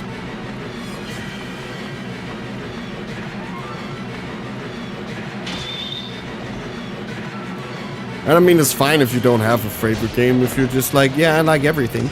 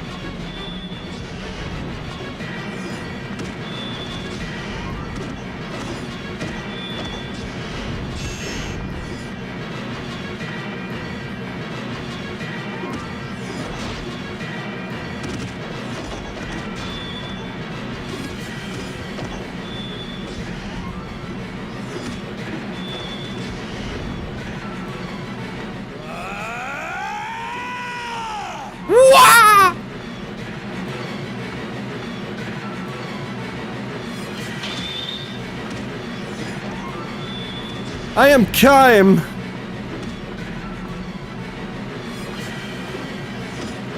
Oh yeah, what is your magic attack? Oh yeah, it was that one. Nice.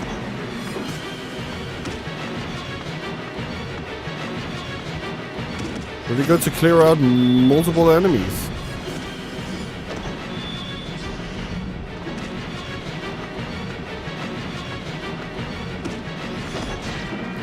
Wow! Oh my god! And that's the thing also, another little annoyance of this game is that some of these weapons are goddamn slow as fuck. And they'll ruin your combo. Even with these, like, not very aggro enemies. It will just ruin your day.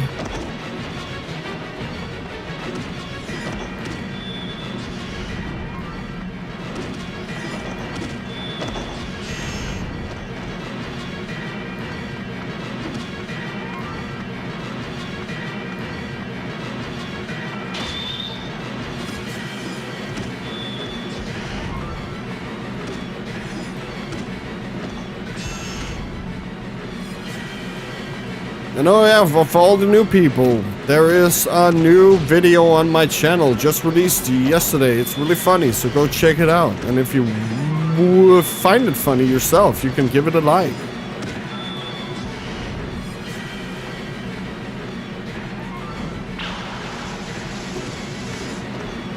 And we also have a Discord. So if that is something that seems interesting to you, you can join it and become part of a larger, greater community that likes this type of fucking shit!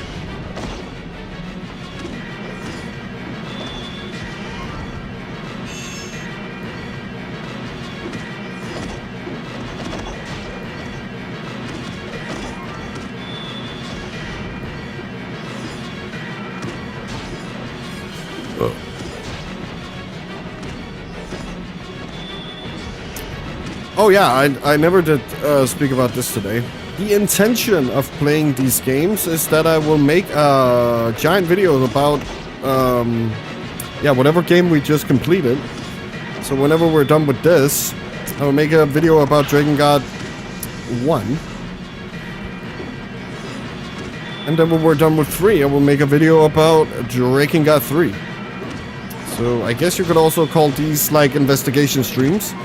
We have also been comparing this game to the Japanese version because there's some very big differences, such as the Cult of the Watchers actually being the Church of the Angels.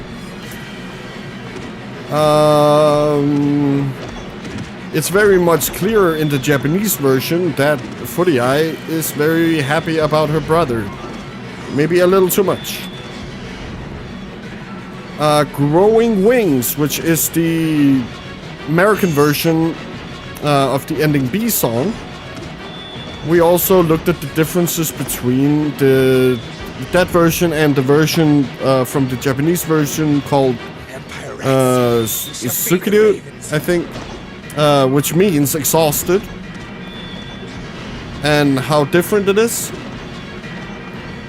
We have also looked at like other cutscenes, like when Leonard is like right before he blows himself up, where he speaks to Sere, who's a little 6-year-old boy. In the Japanese or in the English version, he says, "Oh, you're a fine young lad. Yeah, you're a fine young lad." But in the Japanese version, he literally tells Sere that he smells good. And we gotta remember that, what's his name? Leonard is actually blind. But from the standpoint that we know that he likes young boys a little too much, it makes the scene a little bit creepier.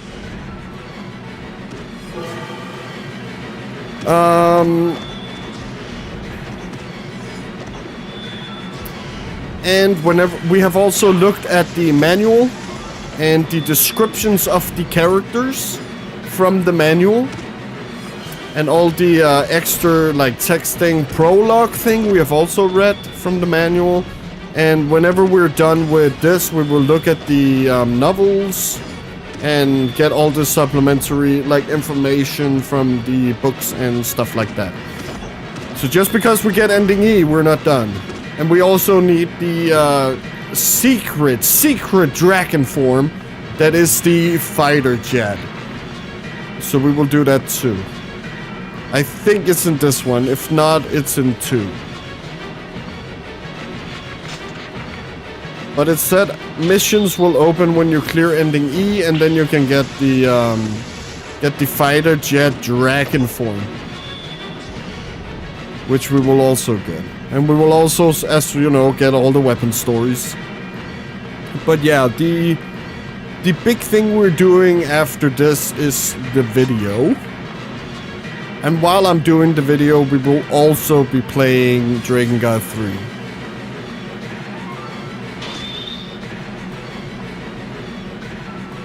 So that is what is up with this channel for anyone new wondering what the fuck this guy is about. And why he's talking so much, and why he sounds Danish, and why he twists his words sometimes. And, yeah.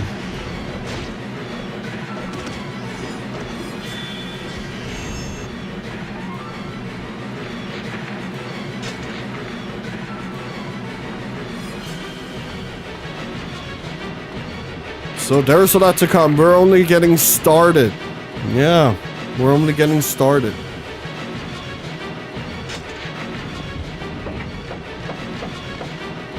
And we already have 40. Oh yeah, fuck, we hit 40 fucking subs on YouTube. Hey, thank you guys. I fucking completely forgot. Castle Bailey. We should have 30 or 40 subs now on YouTube. Thank you, thank you, thank you, thank you guys so goddamn much. You guys are fucking amazing, beautiful people.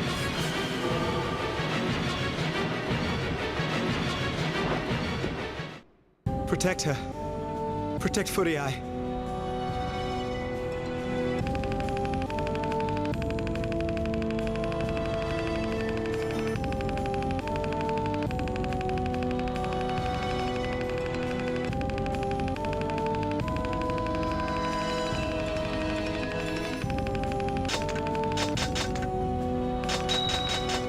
$70.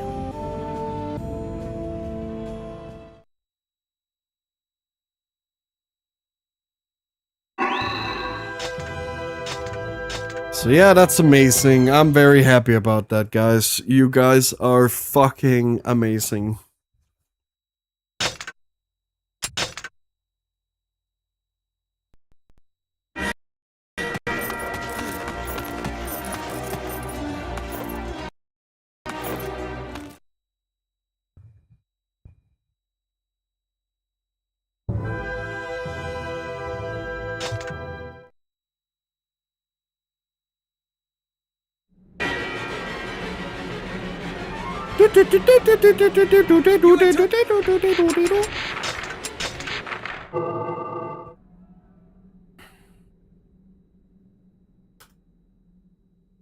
I am Kaim.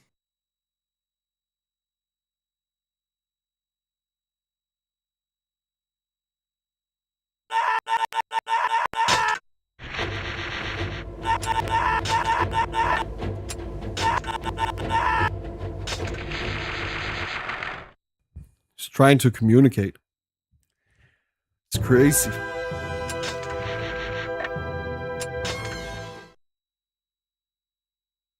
And I know I'm missing some weapons, but we are going to find them when we're done with dispatch of weapons. Lord Kaim, the Empire has surrounded the castle.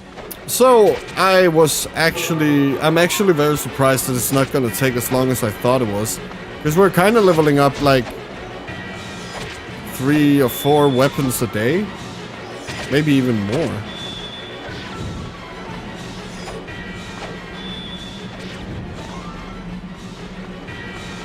So it might only take a couple more streams and then we're done with dispatch and then we can get the rest.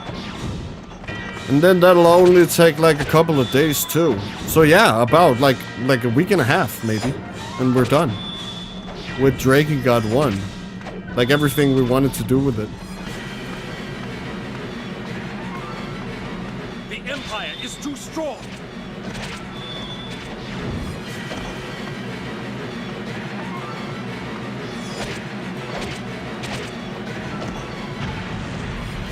Oh, it's explosion. That's pretty cool. Oh yeah, shit. I need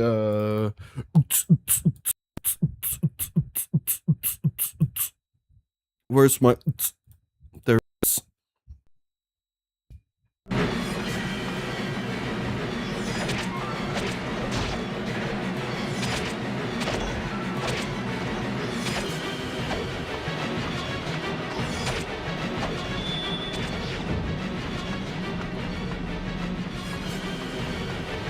So yeah, it's just chill. We are also going to do maybe 2, 3 runs more, and then it's over for the day.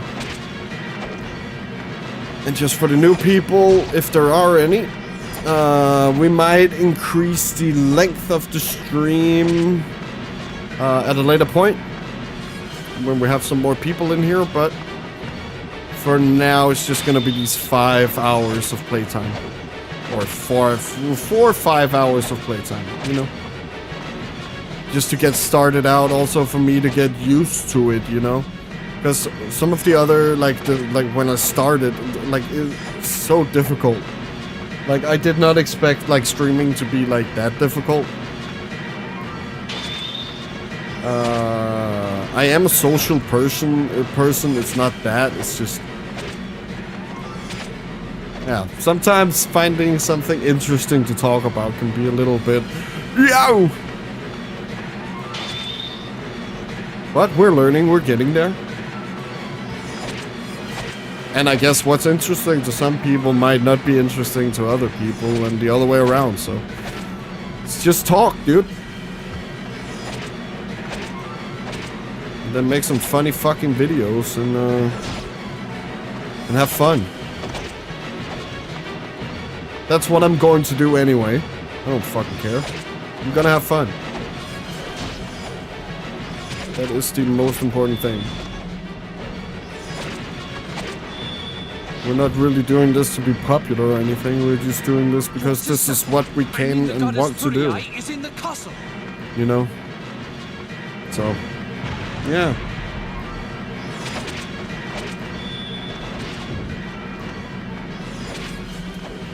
I just want to be for realists. Lord Inuart is with the goddess. And talk about shit I like.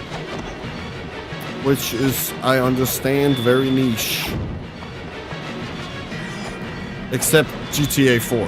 I really like GTA 4. And oh wait, I also like Call of Duty a little bit. Especially the old games, because I played those to death. I literally spent half a year leveling up in, what was it, Modern Warfare 3 to Prestige 20.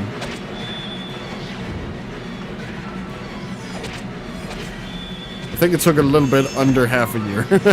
Yeah, I like popular games too. It's not bad.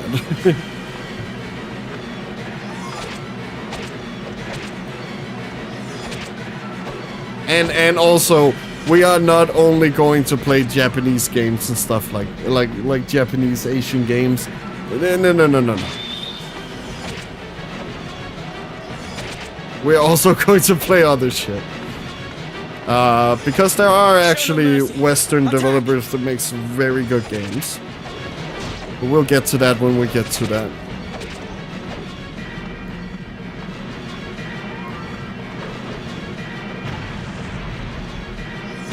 It's annoying the other part of it doesn't hit. Like it kind of stays there. I would very much like it to like stay there, so it could hit all the other enemies as well.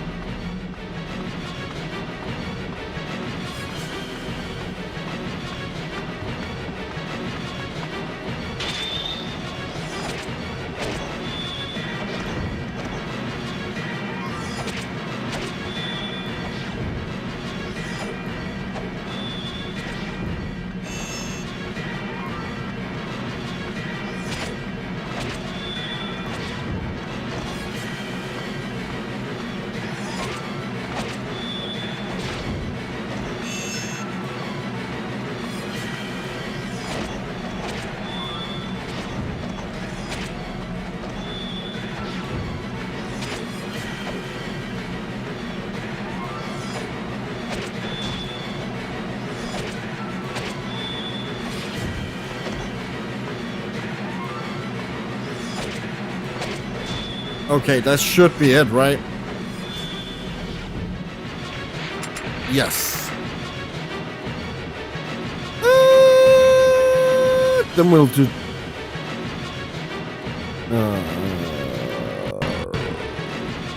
I want to try to attack a muscle. I mean, it looked pretty cool. Is it beam?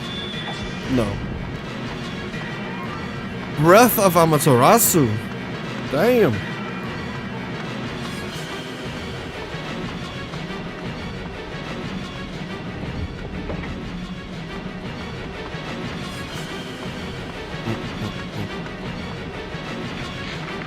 Okay, we're only missing these guys.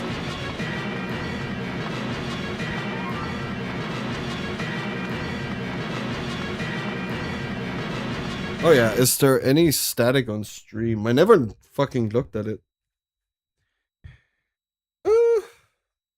Because it sounded fine when we started.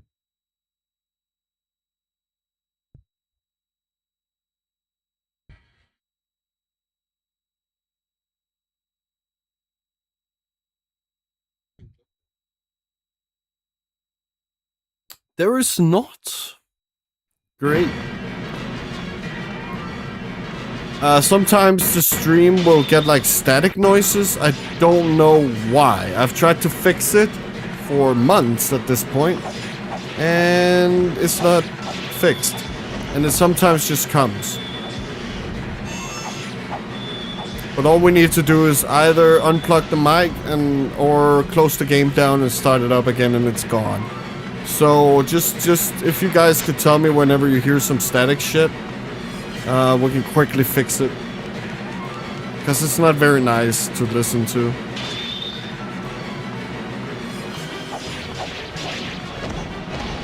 Oh, what is this?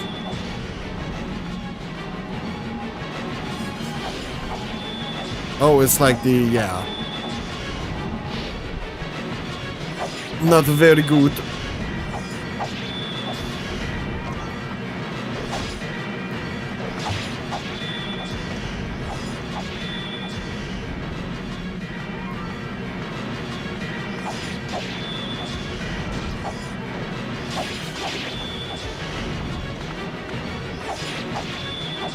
Holy health bar, too. I didn't notice it. It's so goddamn long. It's like Kingdom Hearts.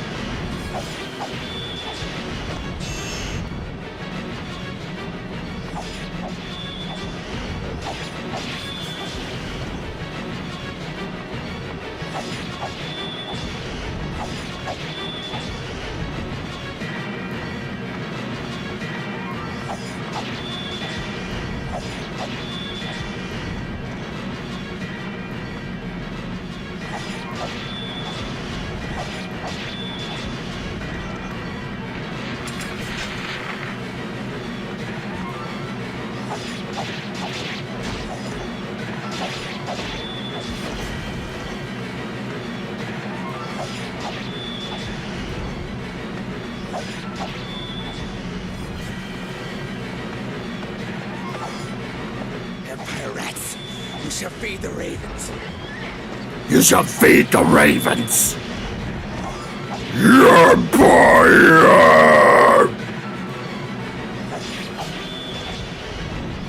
Destroying dignity. Empire. Destroying humanity.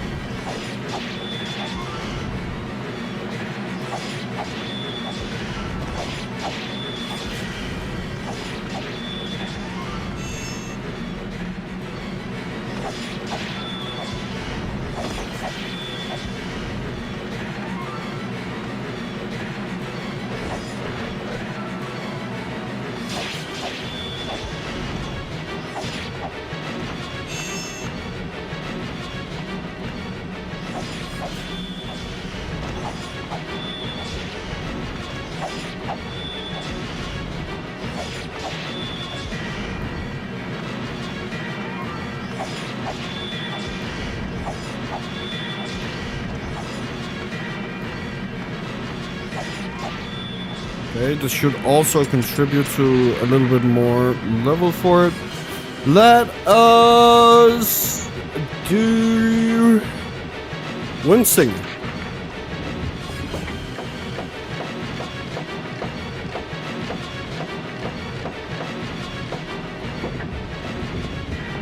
It was right there, all along. Storm's Eye. Also, the weapon, like, names and ability names are pretty cool. I really enjoy that, like when they mystify it, kind of. Like, it seems there's more to it. They're within the castle walls. So what is this? I mean, her ladyship. The goddess. Oh, okay, tornado. Tornado! Oh, it follows me! Yeah, that's different than the other one. Oh, that's sick.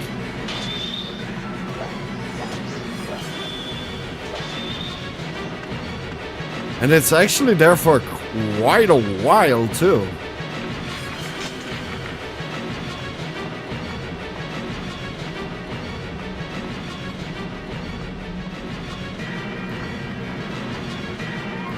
Oh, and another way you can level up, and some other people do to like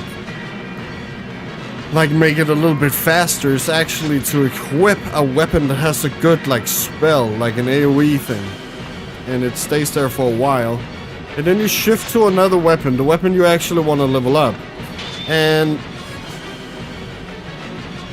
whenever you kill something, it only contributes to the weapon you're holding in your hand. So it doesn't really matter which spell you're using, only that you have the weapon you want to level up equipped, and it'll contribute toward that weapon instead of the one that does the magical damage.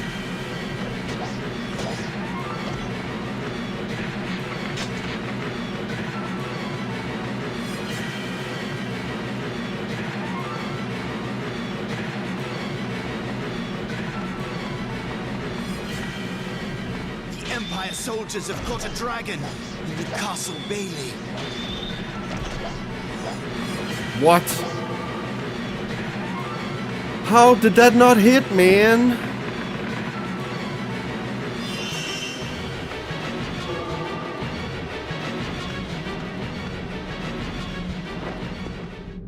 Protect her. Protect Footy Eye. I am Kaim.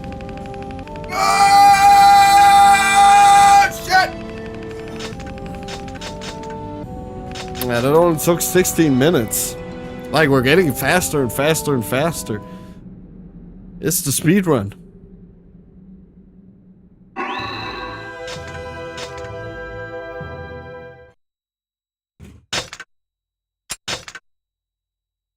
Yeah, so let's do this once more.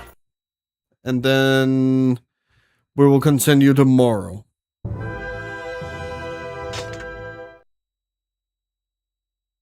With more excellent weapon grinding stream from this guy. Romano. Remember the name.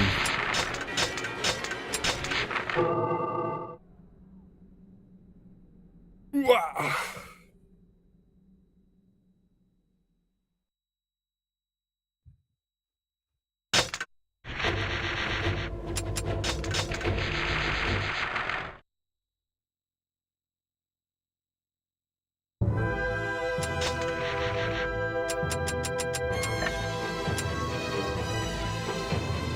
So, okay, I want to see now, because we've only played this map. We've been playing this map for, oh my god, like 4 hours. Oh my fuck.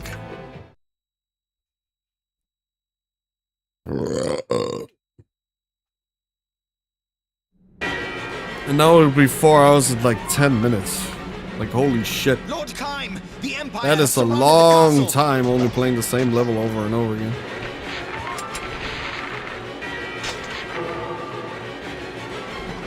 So yeah, last run of the day.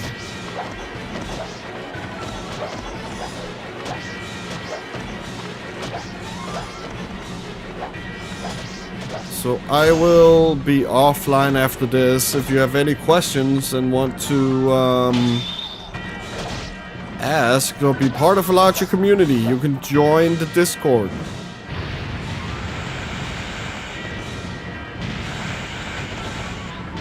Oh god, that's really good. The Empire is too strong. That's crazy how good it actually is. And you can also follow on Twitch and subscribe on YouTube for more Romanon and Drakengard, at least for a couple of months. It'll take a while.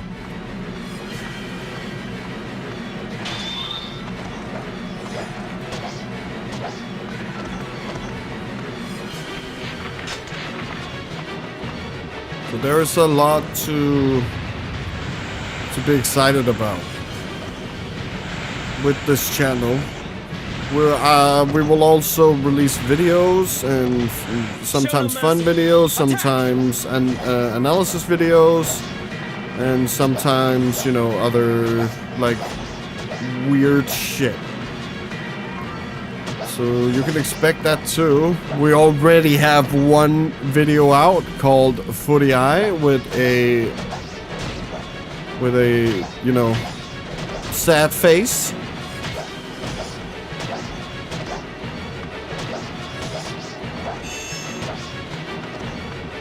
So you can check that out. It's really funny. I think it is. It will probably be used in the video as a joke, so that you can see it as like an asset, an early preview of some of the jokes in the video.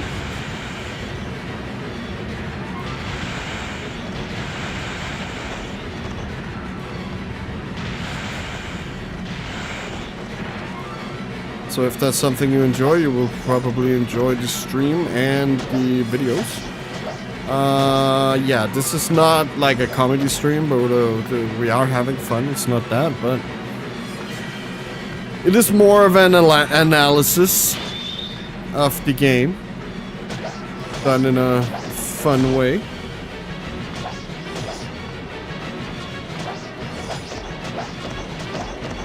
And I guess as I become more used to streaming, it will also improve the quality. It has already improved a lot in these, what, 2 weeks we've been playing so far?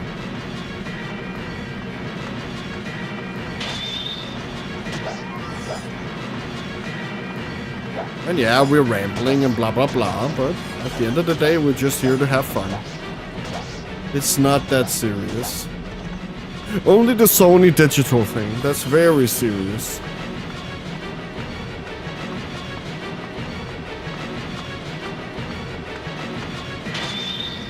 Very, very serious, actually.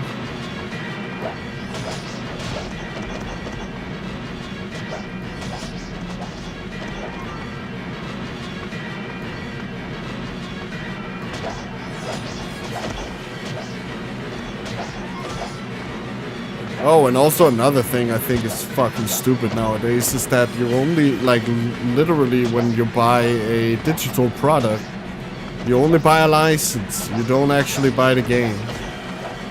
Which is very funny. You don't own the game anymore. And I think that is stupid as well. I do not like this. Your sister, I mean the goddess Furii, is in the castle.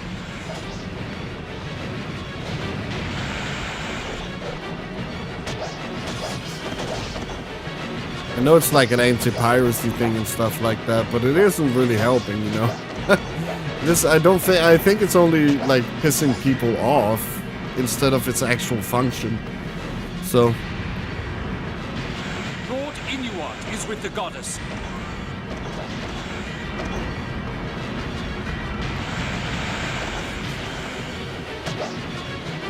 The castle's under attack! Please help us!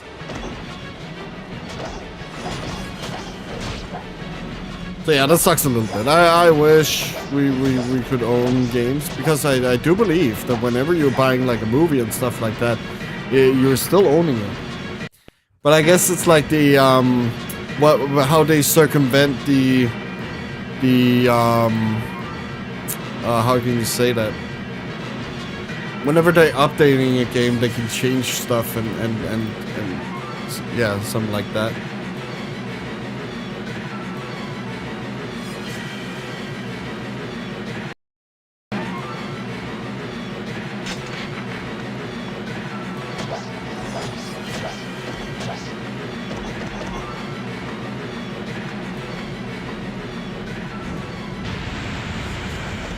So if a game gets updated, it's not like, oh, you can complain that they changed that one feature that you bought the game for. I would imagine. Or if they decide to, you know, close servers, as we see with Stop Killing Games initiative. Not that I'm very interested in that type of the thing. Mine is more like make games available to us. Like if I want to play Drakengard, of course it should be available on the stores so I can buy it.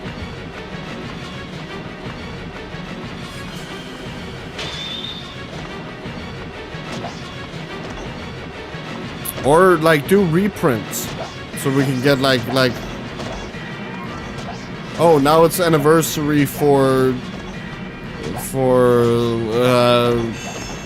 let's say Fear, the shooter, the horror shooter.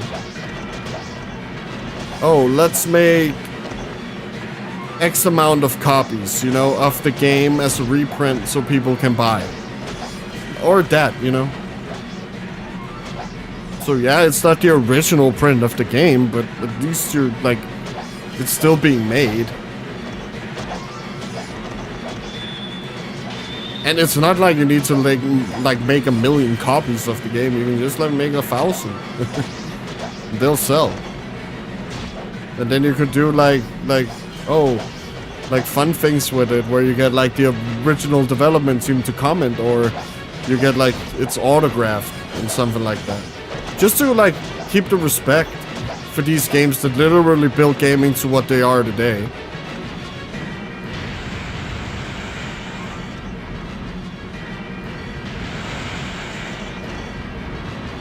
But I guess that's up for the companies themselves. It's very nice though. I saw that, like, I saw there were like PC versions now of old games, which I find cool. I think it was Monster Rancher.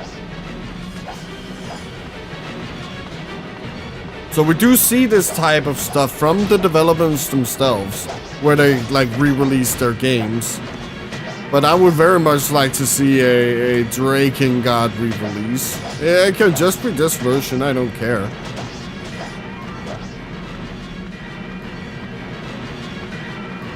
It's not like give me the pure Dragon Dragoon experience.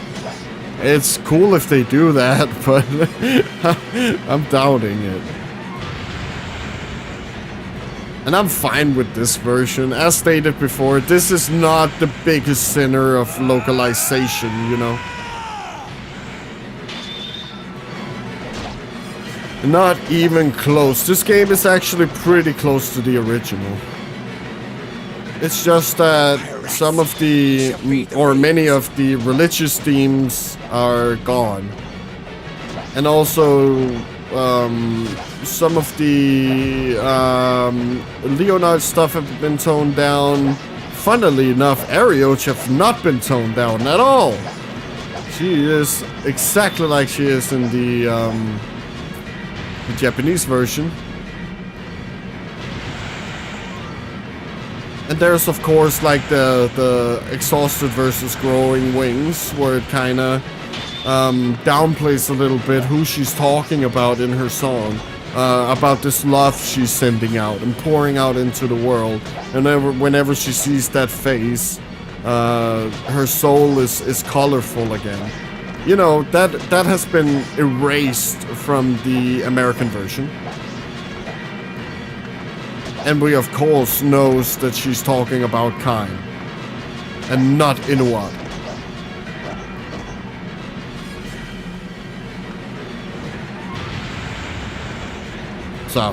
So that is some of the differences we've also noticed when we played this game.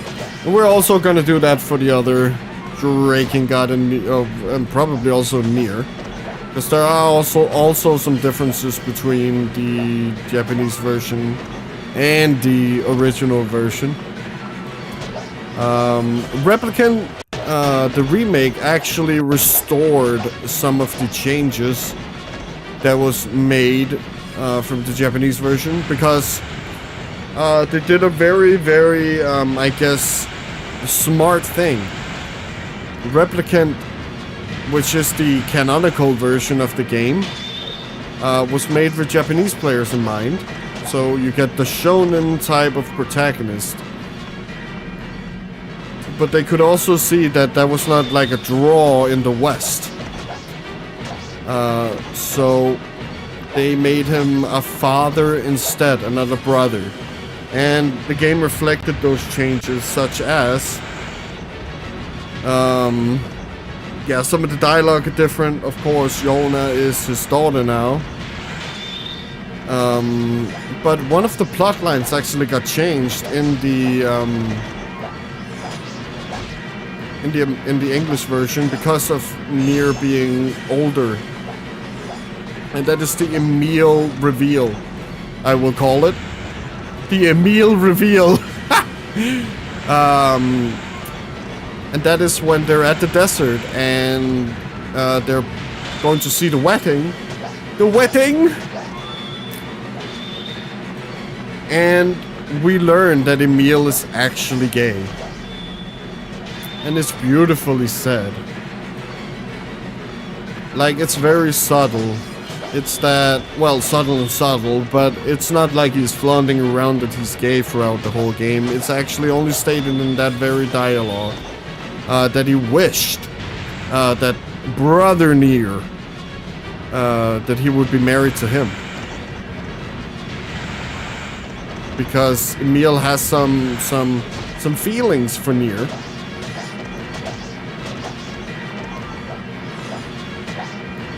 And that is set for that. But in Gestalt, the version that came out on the Xbox and the PS3 here in the West, that is removed. And that is probably because not as much as a censorship thing, but more because it's weird that this young boy likes this old guy. That's probably it.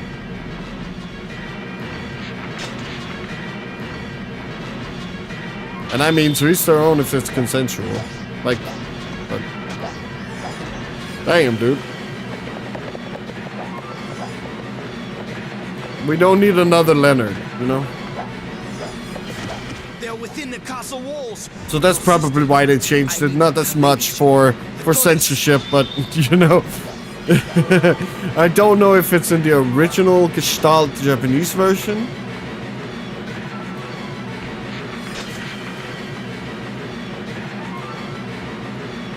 But, like, yeah.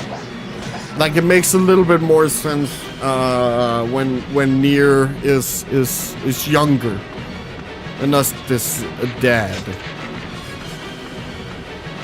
But I guess it's Dream Daddy before Dream Daddy, right?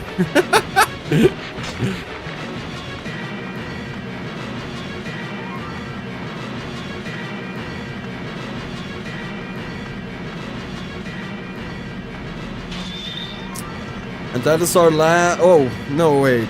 These are our last enemies coming up here. So that is gonna be the end of today's stream. Just if you guys want to get something out before we end, you can do it now.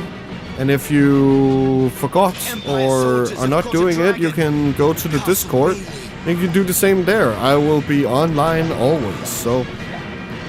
Or a lot of the time. So if you have any questions or something you'd like to see, a game suggestion, stuff like that, you can always post it in the Discord. I listen to all and everything. Protect her. No Protect Furii. opinion is worse than any other opinion. It is just opinions.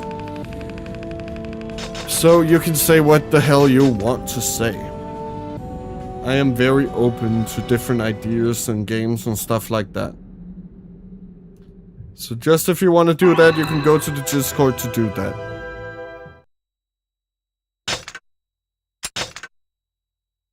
Or you can tell me on stream if that's better for you.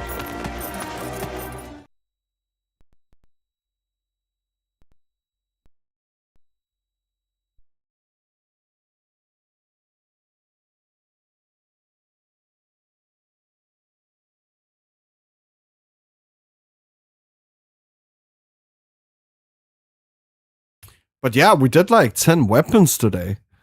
That's pretty good. Maybe even another. So, thank you guys so much for watching today. Thank you for joining me on this adventure through Drakengard. And I know we're just on the original game and it's kind of like fucking grindy, but yeah, we're gonna be fine. We're gonna be fine. We're almost done. We're a little over halfway now. So, yeah, a couple more streams and we're done. It's pretty fucking cool, dude. And then we're gonna play Drakengard 3. So, thank you guys so much for watching. I've been Roma Known. And if no one told you today, I just want to say I love you. Have a great day, guys. You are amazing, beautiful people. Bye.